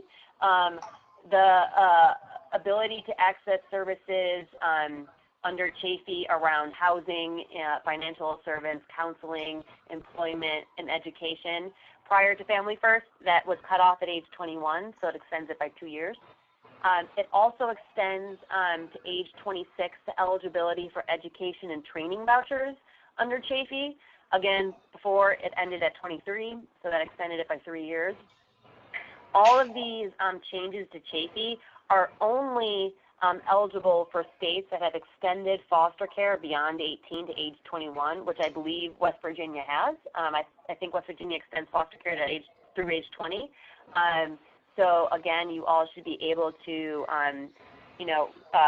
access these new extended age services. The other critical point I wanted to include, I know many of you who work in the health space in the room will find this important, but the Family First now also requires that whenever a child ages out of foster care, that they're given the official documentation that they need to prove that they were in foster care. And this is so critical as those youth are trying to access Medicaid to age 26, which was one of the new changes that was made under the Affordable Care Act back in 2011. And so we were seeing challenges across the country where youth were eligible for Medicaid to age 26, but they had a really hard time proving that they were in foster care because they would need to go back to the courts or go back to their caseworker to track down, that documentation they needed to prove that they were. So this new law requires that agencies provide that documentation to youth. Any questions on these? Let's go ahead and wrap through, and then we'll have the general discussion as we close, because we're 5 minutes over, I think. Great. Okay. So just a few last things. This is just a page on kind of the miscellaneous, really exciting provisions. One is that the new law does require states by 2026 to use an electronic processing system for the interstate placement of children in care, just to help reduce the waiting time when moving kids across states for foster care, adoption, or guardianship. A number of states have already started this pilot or started this program and have seen really significant results in reducing by, in half the wait time for some of those placements. The other important thing I want to highlight is a change made to a reunification program in Title IV-B, so B as in Bob, that originally only allowed states to access reunification services for a child who was in foster care for 15 months. And then after those 15 months, those services were ineligible for that child. Family First eliminates that 15-month time frame, so now a child in care can access those services for reunification throughout the life of their case. Again, which is important to making sure that we're continuing those efforts to reunify a child with their family. The program was also changed to now allow kids, when they exit foster care with their families, to access those services for 15 months after they've exited foster care. So again, some post-permanency services, which we know are greatly needed. There are some changes that require states to document the steps they're taking to track and prevent child maltreatment fatalities. There is some new efforts to help states recruit and retain foster families, again by amending Title IV-B, B as in Bob, to expand how 4B can be used to support and retain foster families. There also now is going to be a competitive grant of $8 million to help states in this issue area, and actually the federal government is going to be targeting states that have some of the highest percentages of children in non-family settings. So again, I think West Virginia could be a really prime candidate for some of those extra dollars for foster parent recruitment. I think the last thing I'll just mention is that there was a temporary suspension of federal reimbursement for children under the age of 2 who were receiving federal adoption assistance. And so this will be temporarily suspended until June 30th, 2024. I don't know how many children under the age of 2 in West Virginia are eligible for this adoption assistance, but as of right now, states will only be able to use state and local dollars for that assistance, and won't be able to access those federal dollars until 2024. So there is just a lot to do. It's so great hearing this conversation, the questions and comments that you all have been asking. I think you are totally on the right track to be thinking about how to prepare West Virginia for these new changes. I think a lot of the questions that we talked about regarding the Kinship Navigator will be critical to getting your state ready for those new changes. Understanding or finding out what your state is currently doing with Medicaid and how they're supporting services for substance abuse and mental health, and then figuring out from there how you can either expand on those services with Title IV-E, or how you can be intermingling those two federal support services. As we mentioned, how can you identify the group care settings in your state that qualify under those 6 different eligible placements for federal reimbursement for room and board, how many are QRTP, how many are accredited. And I think the other important thing to look at too in data is to identify how many children who are entering care in your system are there for just a month or just 6 months. Because I think that's really important to identifying how many kids, because those are kids likely, I think, who probably would have benefited from some targeted prevention services, which again I think could be helpful as you're trying to figure out some of the fiscal analyses that your state will be completing. So with that, I'll turn it back over to Jim and Kelly. Thanks so much, Stephanie. We've got these links, and we're going to make sure that slides are available. We've been taking questions kind of throughout. I've got our contact information up here.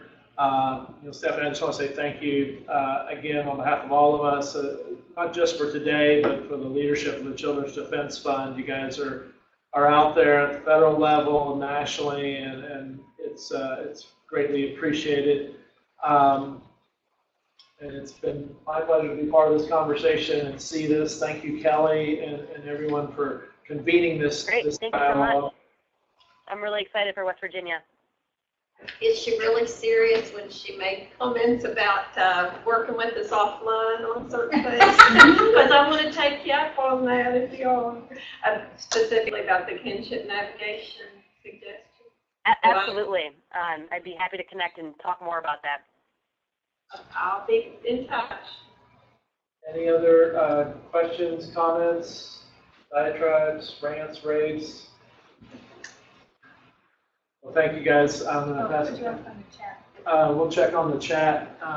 If anybody on the line, if anybody on the webinar has a question that they'd like to pose, now's a great time. Anyone who was online on phone, not sure if we can hear you through the phone. If you want to have it in the chat box.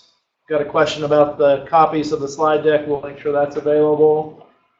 We're recording this, so if you joined late, you'll be able to get the audio.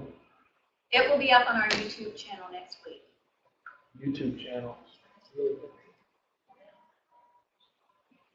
Just a couple of things right at the end there. We talked about the state plan for child abuse and neglect fatalities. Kudos to the department. They convened along with 3 Branch Institute to begin that process even before it was required by federal law. So I think that work is well underway, looking at all aspects, everything from sleep and infant mortality, but also these child abuse and neglect fatalities, building on the work of the Federal Commission to eliminate child abuse and neglect fatalities. there was something else too that's positive underway, but the citizen roles of people, everybody, the providers, the funders, the managed care organizations, social workers, the different agencies. It's good to have everybody's voice represented. I'll hand it back to Kelly. Thank you. Thank you. So I'd love to discuss next what you would think are next steps for this group specific to Families First. And I just want to give you my notes before we open the floor. So we see October 1st as being a deadline for a number of things that they intend to disseminate, assuming that these will be delayed, as things often are from the federal government. I was thinking that we could dedicate the November meeting to discuss next steps once the guidance has been released, and then when information is available around the kinship care funding, we'll of course announce that and see if we can help those who are planning to apply get Mission West Virginia or the state or whoever's going to apply, get them what they need to ensure that that money can come to West Virginia.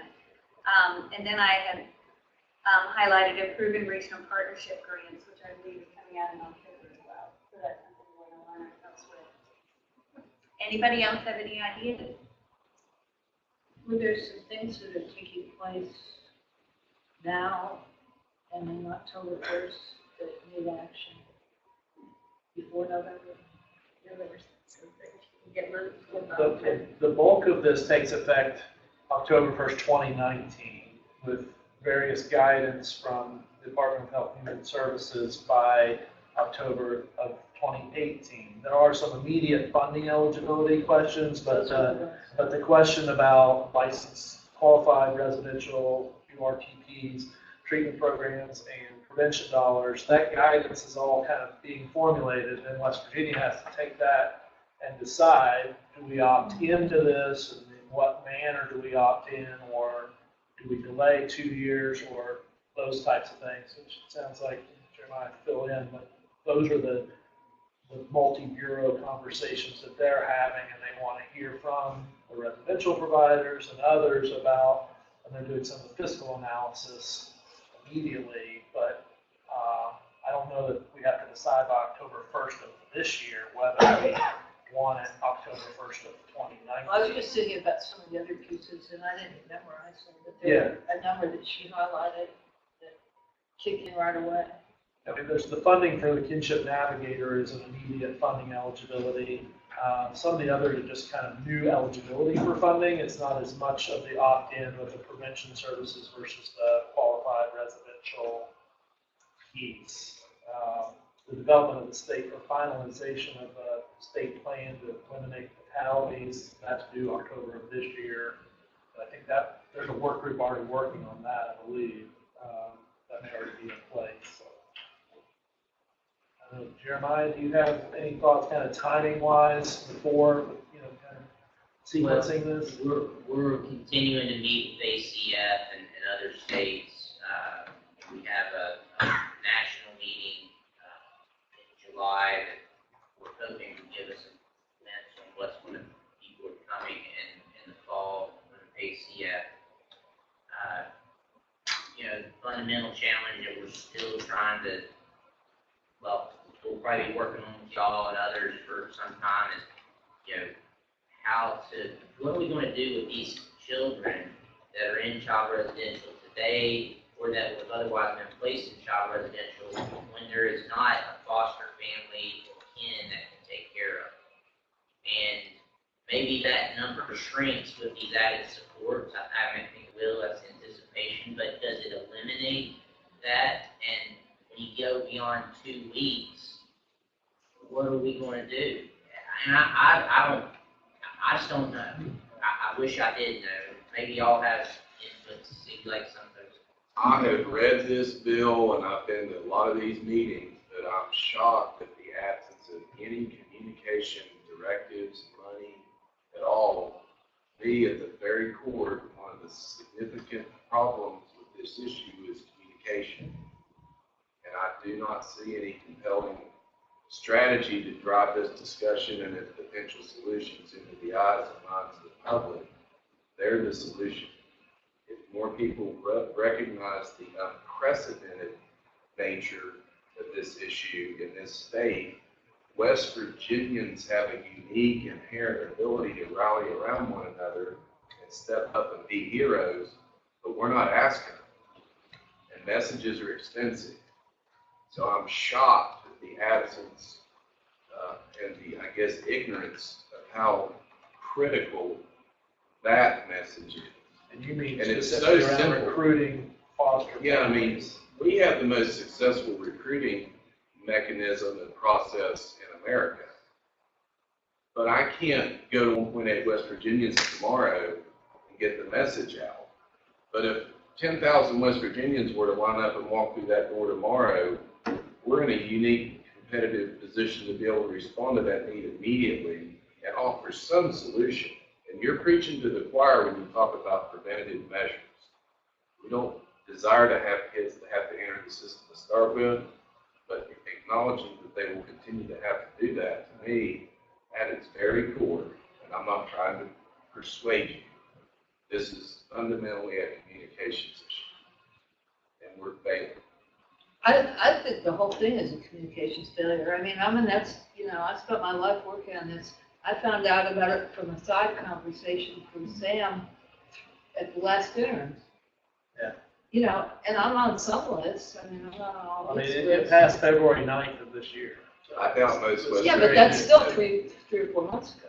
I mean, it's like no newspaper press, no public information.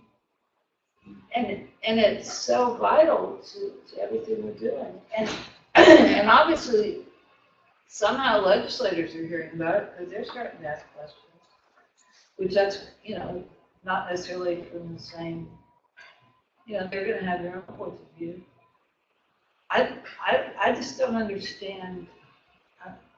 I don't know where the breakdown is, and I don't know what it takes, but it just seems to be that there needs to be some kind of, statewide effort. yeah. And it Because can be it's exactly what you're saying. The heart of it is in the people. right. We're talking about community-based, home-based. No, and it's not an indictment. Please don't walk away thinking it's an indictment. The people who No, care the most no. are in this room. Yeah. But as a state, as a people, I feel like that's where we're letting each other down. Is as simple as this message is, it's not out there. I think it's indicative of a larger issue that we have of not being able to get policy Disseminate. disseminated through media. It's just not of interest. Yeah. It doesn't just seem to resonate with them. And I think that once people start talking about the influx of kids in foster care, that's when people start to really pay attention. Yeah. But the issue is so much bigger than that. Sure. And I still think it's a myth. I mean, and I haven't been able to pin it down, but if you compare the numbers now to the numbers that we got back in '92, there was no kinship care. So if half the caseload now is kinship care, that didn't exist, we're talking apples and oranges. Maybe our core population of kids in custody hasn't changed at all. We may still be in the 3,000 or 4,000s. But nobody can tell me that. I've been trying to find out. We have about 6,000, Yeah, I mean, specifically in foster care. Half are in kinship care. explosion of kids. No, that's not Child counting. welfare, I can't, There's 6,000 plus kids. I can't emphasize enough that the growth in this arena, the number of kids taken into state custody is unprecedented. Yeah. And it's driven by the drug crisis. And that's what's happening. Yeah, I think we've had a 110% increase since 2005 in kinship care, those families stepping up. Kinship's not just family, it could be a coach, it could be But a does the 6,000, I'm confused between what Jim just said. Does the 6,500 include kinship care? Not at all. Kinship care, Because we, Steve Tuck said that 46% of kids in custody were in kinship care, and it's just. well, I don't know what Steve said, I'd have to look at his numbers, but I've got kinship numbers right here. We have 3,200 kids in kinship care. 1,500 of them are non-paid, and so those are families that have taken in those kids, and they don't want anything from the state. So there's a portion of that number that is kinship, but I don't want to mitigate the reality that we are facing some very significant pressures on the child welfare system. And if we hadn't increased the number of foster parents in this state, we would be sending out state thousands of kids. And it's really a credit to those folks that have been recruiting foster families and West Virginians have stepped up. We need more of that, but we're reacting to the problem. And I think family first, and this is to Jim's point, these prevention services, that's where you stem the tide. Until we start doing that, then we are just in reaction mode, crisis management mode, but we're not really resolving it. Yeah, I was looking at the statistics you shared. Sorry. Tuesday. This this is new for me, coming here and listening to this, okay? But I'm not new to like the welfare system or any of that. I was raised with my grandmother, so I completely understand back when nobody was raised by their grandma, and it was due to opioids. And when I lived in Cleveland, well, I lived outside of Cleveland and worked inside of Cleveland, and schools, I think we're missing school and education in this conversation. And I think that is a big thing because West Virginia, we have adequate after-school programs in elementary school. So what I found is working at a nonprofit, and I talk about this because it's phenomenal, $4.5 million nonprofit, solely in after-school care for middle school kids. And the city of Cleveland, because what they found out is when you have wraparound services inside the school, you're able to identify students super early. I'm talking kindergarten, where they step in with families. And you have a social worker that's on site inside the school, an active social worker, an active therapist, and you have active after-school programs that are present inside the school all day long. So it's constant mentorship.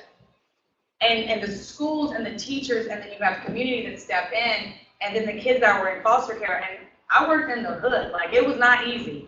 So what I'm saying is that, thank God we don't have the hood, but we have poverty. The poverty is the same. It's not more drastic if you go out to, southern West Virginia.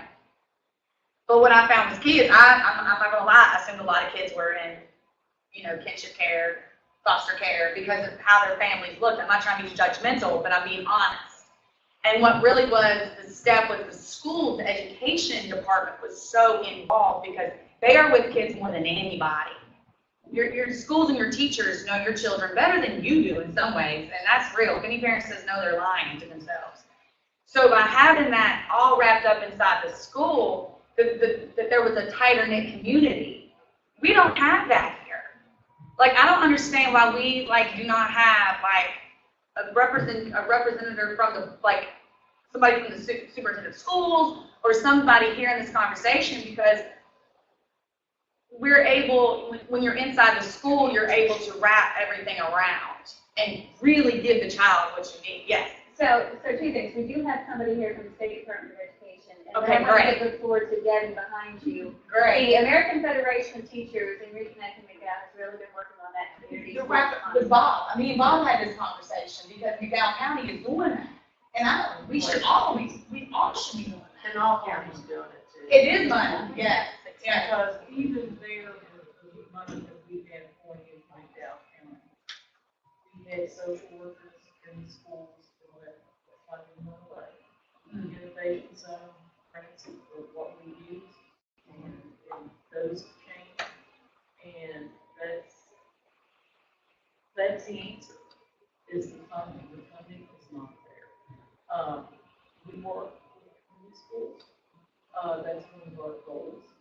Yeah, all these reference services.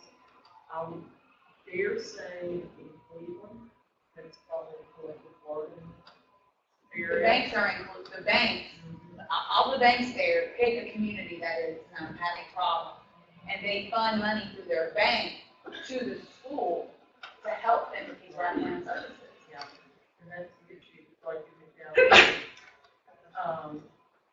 we don't have a base there do that. Especially the school systems with their funding getting cut. And we're a place where, you know, we're crying for teachers, but most families are so like teachers as well. So, you know, it's just, it's a community. But, you know, the new school aspect is becoming larger in the state.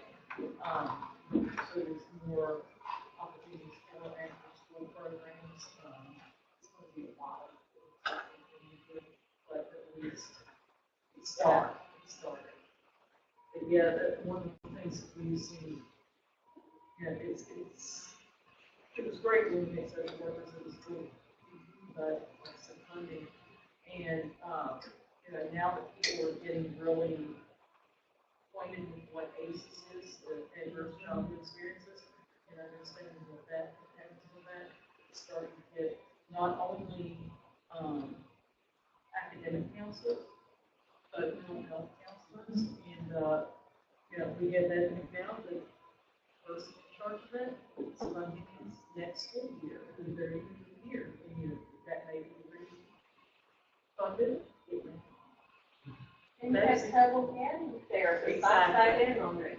I was on where you next to that for a couple of years. You just never could hire anybody. I think you did get a tele counseling. Did you get it? We ended up doing yes, counseling.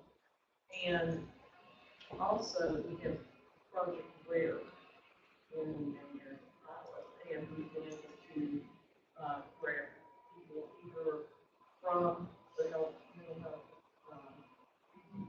community, or we're getting people trained in mental health first aid and adult mental health first aid. Because we have such a huge problem, and the poverty and children not being in a home with either biological care, the stressors, and Jeremiah, what can we do to help you? When you say the task force will be like the innovation grant, and that will be in late August? Yeah, I mean, I wouldn't wait. I mean, as you all are thinking through this and have thoughts and commentary, you know, share it with us, share it with your legislators. There's going to be during the next interim, there's going to be presentations about services in schools. There's a few delegates in particular very interested in that concept. Frankly, a lot of our referrals come from the school system, and especially when you have school-based health centers and things of that nature, we get tons of contacts there that are critical.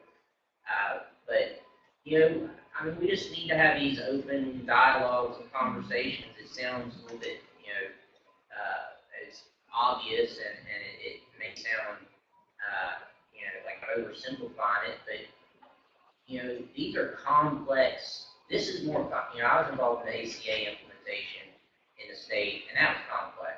This is much more difficult because we're dealing with a crisis on top of this implementation, and I mean, there are so many avenues to this thing.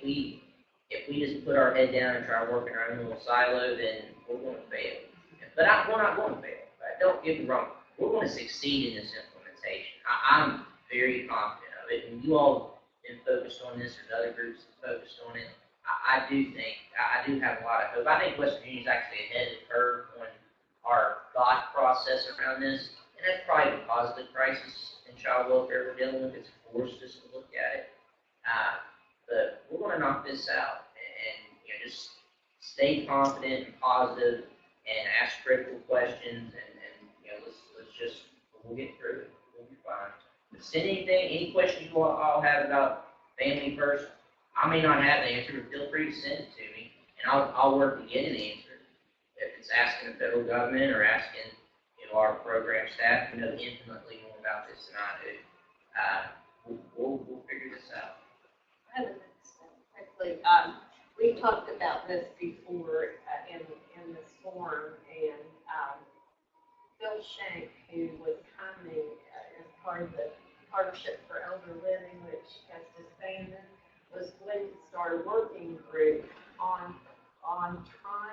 get a better handle on these numbers. I think that's a huge necessity as part of and prior to any of the work we do, because the stats, I'm sure, I always say, I'm sure the HHR is absolutely right about the numbers in formal care. But Generations United consistently reports that for every one person reported in formal care, there are at least 20, and their current reports are 25 children in informal care. And a lot of the folks tend to use 2010 census data. So I just would like to maybe see if we could get that working group back that Phil was going to do, or whatever. If you all could specify which statistics you think would be most helpful, and we have so many statistics, you're very good, but what will be most helpful to you all as you're trying to make informed recommendations? I know Sharon was saying, but real quickly, the 2010 is not it. I can tell you that, because that depends on reporting, and that hasn't shown you any of that. So thank you. I just sort of feel like we're the sixth blind men struggling with the elephant right now, and the elephant is the new families first funding. So it seems to me like the more questions we could feed to Jeremiah that he can feed to the staff, even if it's about, whether it's about numbers. And I wanted to tell Jeremiah it was at the same meeting that Betty mentioned with the council of churches. And Steve did say that, there was a percentage of foster care parents who were relatives. And I mean, just even sorting things like that out, I think will help provide clarity. And the questions that I have is like, what are the feds going to allow in the provision of funding for services for Medicaid versus this? I mean, there's some things that are clear, like this funding's not restricted by income, and also would the services be different intensity? I noticed like in the QRTP that talks about individual and group counseling. Is that going to be the same as what Medicaid pays for, or is it different? Would it be only, in that particular setting? There's just so many questions to think out in order to know what we're going to get done here. The more we think it out before the feds release guidance and we kind of get more out of them, the better it will be too. It strikes me as similar, you mentioned the ACA, the analysis about Medicaid expansion. And does that pay for itself? What happens with the out years and so forth? I mean, we know some of it is kind of figuring out what those numbers are. How much is the administrative for 4E for group care? How much is the room and board for group care that will be limited under this?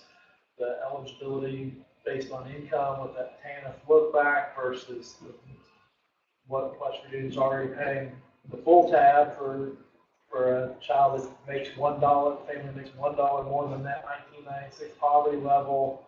I mean, if we don't do the math correctly, we get the impression that it's going to really cost us a lot more than maybe it does.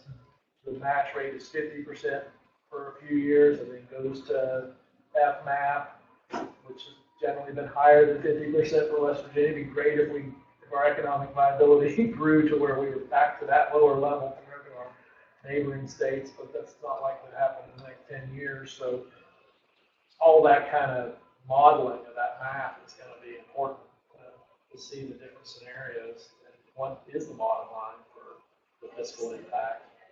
It could go either way. I don't know. We're guessing right now. It seems like we also need to be proactive looking at possible legislation if it's needed. And I was just curious about the foster care age. Is there consideration of raising that to meet? We already do it. Because she said it was 20 and they said. We go through 20, which takes it to 21. So that qualifies? I wasn't in it, but I thought. I think I think we do. I'm having my We can resource validate that with the regs now. Then we go through 20, which is up to 21. I think it's just kind of a different. But to your broader point about legislation that may be needed, I mean, as you all ask questions, I think to Sharon's point, it will help us refine what we need to do. Don't assume that we're asking all the questions or even know the questions to ask. And I think we'll have a good feel, but it's going to take all of us. Everyone in this room is coming at this from a little bit different perspective, be it professional or your own personal history, and there's just not, the department needs you all to help us through this thing. And I think Sharon was great. Asking those questions forces us to try to figure out an answer or solution. Can we use the internet to create sort of an information page and a web portal for people to do stuff back and forth? Yeah, that's kind of why I was thinking the collaborative, innovation collaborative model might be helpful, because we did have such a portal there, and we posted everything, all of our meetings and presentations back online. So that's sort of what I envisioned, but as we go through it, if what we're doing is not working for everyone, we'll just change. Worst thing we can do is be indecisive and just sit back and wait. Like, we have that now, and we can adjust if, downstream if we start going down the wrong path, but to do nothing would be the greatest injustice at this point. So Jeremiah, would you like for folks to send you information directly? Would you like us to compile it and then send it to you in one? If you can compile it, that would be great. That would be easier, but, be sent to, I work for y'all. I mean, I work for the state. We're here to help you guys. The good thing if we compile it is that you could answer it at once and then we can disseminate to the whole group. So there's not 50 different conversations going on. We're all kind of sharing it at the same time. Maybe, yeah, we put it in a Q&A format, like our questions first and then answer, and then also have a comment period on that Q&A. So if people still have questions or say, no, I don't think that's right, or did you include this subset of data, or, whatever, it builds up a little bit of body of thinking prior to him even starting the collaborative. But it's not an either or, because if you have a public forum, any other groups, interest groups can plug into it, because they're not all going to be represented. No, but that's a way for the group to kind of move as a kind of school officials and other than a bunch of different conversations. Because we're looking, and I need to segue because we only have 20 minutes left, into the policy or advocacy piece of what we're trying to work on. So does anyone have a copy of it? Because it's helpful if you look at this before we left. May I say something real quick? Yeah. Also to anyone who, this is for like foster care families or people who work with foster care. If you have any families, my program that I got approved for Board of Education will be at South Charleston Middle School. So if you know any youth in your foster care families that is around that school that can get transportation to that school after school starting in September, please contact me, because I would love to have them in the after school program for middle school kids. It is for 6th through 8th grade, and I don't care if they go to John Adams, if they're able to get there, please let me know. And if you have any families that right now need summer programming for them, please let me know. I'm running my program at Rock Lake, and I don't know a lot about it. The only thing I know how to do is work with young people. Okay, that's what I do. And please tell your families and to contact me, because I would love to help them. I'll get I think I have your email address here, so we can get the word out to and disseminate it to the whole email list. Yes. Quick suggestion, and Jeremiah, you might be able to speak this better than I can. I go to, it's called South Central Community Collaborative every month, and it's a group of, yours will be something different. You know what I'm talking about? It's Wyoming, McDowell, Mercer, Minga, anyway, we have collaborative with DHHR. And the different groups I go to that, and I learn a lot about this, how many kids are in care, how many are safe at home, how many are out of state, And that's huge when you're working in schools. Right. Thank you for knowing. I don't, I think each area has a detail. Each area has a collaborative. Okay. Yeah, clear it. Thank you. Or two on one. Thank you so much. Okay, so let me explain what this piece is and how it can work for you all. Thank you very much. So this is a draft of a piece that we're going to put out. It's going to be on the card stuff. So if you're wondering why this is upside down, it is going to be folded up with our logo of the campaign, You're the Child, and it's going to be disseminated to candidates all over the state and asking them to take the pledge to be a kid-friendly candidate. So it's a very soft law. I mean, who doesn't want to be a kid-friendly candidate, right? So they can either sign this and send it in, or they can sign up online. We're going to have a form for them to complete. And essentially what we're asking them to do is 5 different things. We're asking them to keep kids safe, keep kids healthy, keep their ears and office door open, give kids help, and advocate for kids.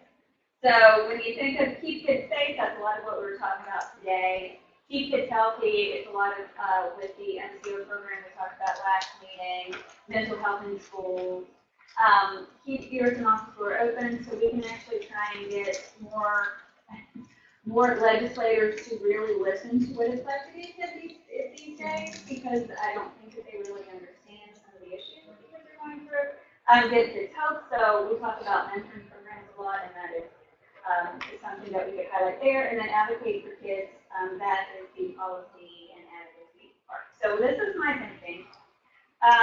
We really need for legislators and candidates to come to where you all are in your neck of the woods and look at what you do and try and really wrap their minds around what is going on. And the best way is not to come and watch a PowerPoint presentation, but to actually go in your district and see how this is affecting their different families. So once we get a pledge signed and to us, they're going to put what districts they're in, and we're going to help coordinate meetings between you all and them. So we want as many folks who say, yes, we'll participate in that. We'd love to meet the candidates. So this piece, the reason that it folds up, it's going to be perforated, but it folds up so we can send them packets with your information in it as well. And we're hoping that if you send it to me, we'll put the logo on it, and then we're going to put one of the keeping kids safe or keeping kids healthy. So I don't know if people work with legislators, and I don't need this meeting, but sometimes you really have to whack them over the head over what it is you're trying to say to them, because they've got 50 million things going on, and if they have a piece on their desk that doesn't say what it was connected to, they may kind of miss it. So it can work as a little folder, it's kind of heavy, and we'll kind of put it all together in the same time. If you're going to see the legislators, okay with you to go ahead and say, hey, you're going to be seeing this? Yes, yes. And we want as many as possible. So Sarah wasn't here today, and next meeting we're going to talk about storytelling. But one of the things we're hoping to do is once these candidates fill it out and say, yes, we want to, that's going to be a priority for me. We're going to do some videos of candidates who explain why they want to for this. It's going to be very nonpartisan. It's, we can't get political. We're 501c3, but it's going to be kind of hooray for kids, and we really we want them on video. We want something in writing that says, yeah, we support kids, because we want to, show up during session and go, remember us? Yeah, remember that thing time? So that is what this is. So if you all will take a look at it and sign off on it, then we're going to start making a lot of friends and disseminating that next week. So this will play a part in the legislative roundtable, so we're going to talk more about that next meeting. So we're going to have 4 of those again around the state. The first one will be September 5th, and that will be with Concord University. And that will really focus on the needs of Southern West Virginia. And the second one's going to be in Wheeling. And Jim's going to help with that one. And we don't have a date for that one yet, but we're working with Crittenden and the YWCA and Youth Health Services. So we'll be up there, and then we're going to be in Canaan Valley or Parkersburg. And then the last one will be at University of Charleston, and that's going to be a town hall. So what we're going to try and do is look at all the legislative issues from last year's roundtable and this year's roundtable, and see if we can come up with like 4 or 5 policy issues for their So that is one. I have another question. Yes. What about people who are candidates who will be running in November? Will we go ahead and say, hey, while you're running? That's exactly who this is. Okay. Yes, this is for that. Perfect. So that's the plan, yes. On the pledge, it says legislature, and I'm wondering if there would be open to saying elected officials, so we can get mayors and other city council. As an elected official, I think it's in the first and last paragraph. You could do a slash, legislator slash elected officials. Where they sign it, they'll be an elected office. Yeah. What office in which you're running in. I like the location piece, but I think mayors are key in some of this. Well, you know, I think it's wonderful because I'll give you an example. I was in Oklahoma County a few weeks ago, and we were talking about expanding school mental health care. And you never know because we don't assess and like disseminate where the programs are going on. And they have this really strong program, and their county pays for this course therapy program for the students. And they had someone there, it was elected official who said, well, yeah, it's an investment in our community. We would rather pay this now than have to pay because we're sending money to the prison. And we would rather put our money here than put our money there, and we see it as one benefit. If we can get more people like that on camera saying this is important to put our money here, I think that's really beneficial. And there's a lot of things going on like that throughout the state, and we don't showcase those enough. Exactly, I completely agree. So that's why we need to get the legislative feel the good stuff going on, because we have this centralized place where we keep all of the good stuff. Greenberg County has some great things going on with mental health. Yeah. But every one of them would still say, but I've heard legislators over the past 18 months when they talked mental health in schools, they were like, well, yeah, we're responding. So, like it's fixed. Like the need is here. We're still doing And it's growing. Yeah. And I mean, like, we do kinship navigation, like you said, it's not nearly enough. We got to But West got established where people can pay attention to. West Virginia gets about $80-some million in Title I money, and they're getting away from the Title I math and Title I reading. They're hiring social workers and mental health people at the schools with Title I funds. So that's a complete turnaround in the state and is growing every year. 5 years ago, a number of county superintendents or school boards would say, no, we don't want any mental health on our. Now they're across the board. They say we don't need somebody. We don't have a substance. Now it's the number one.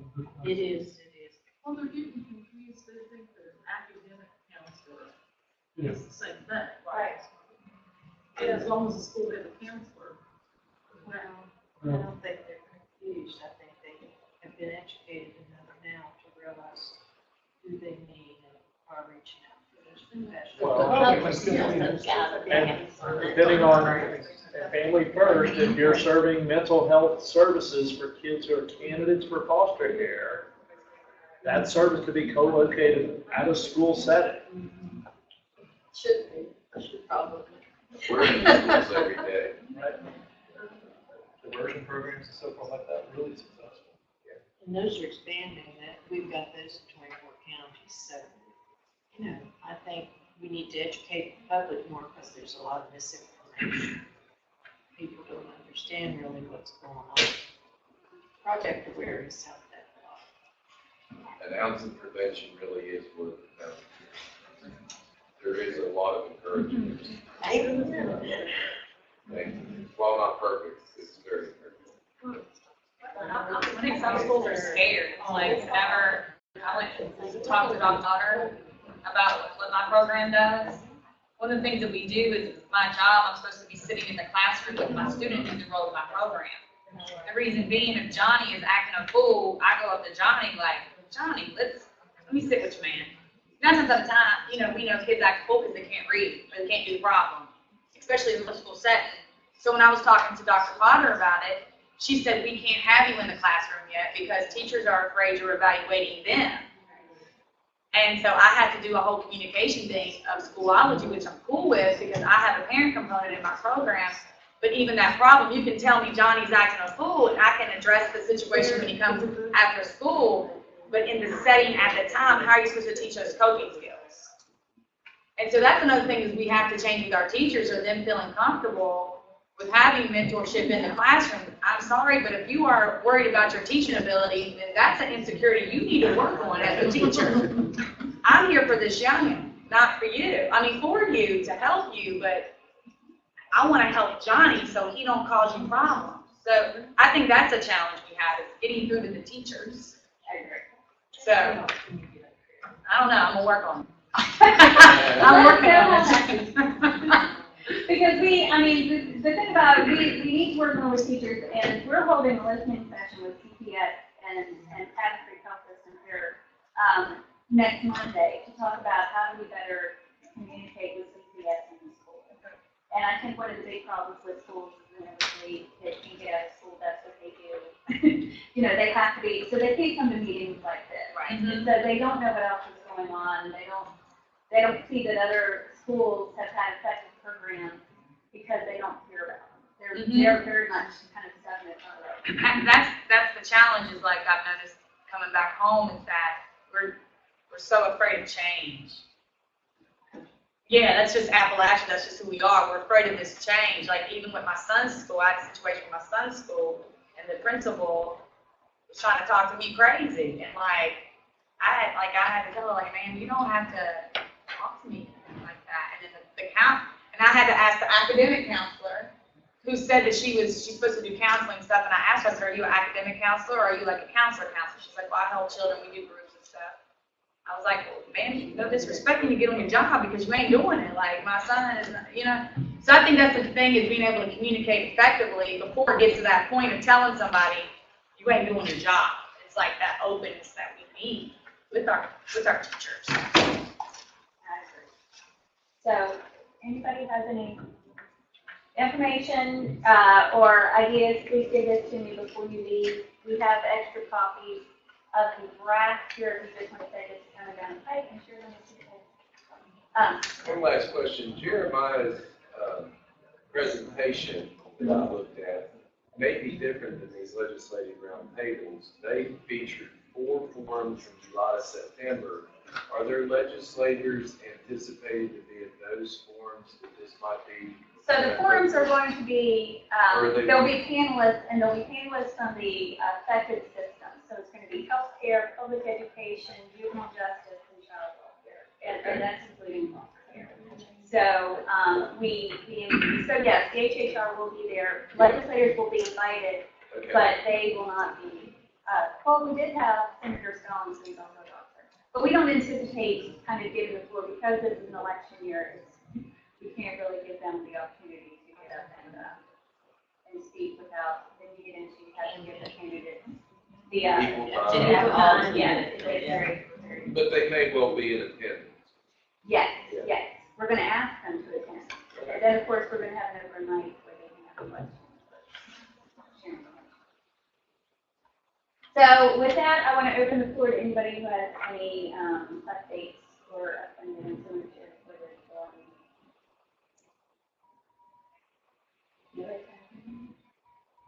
Yes.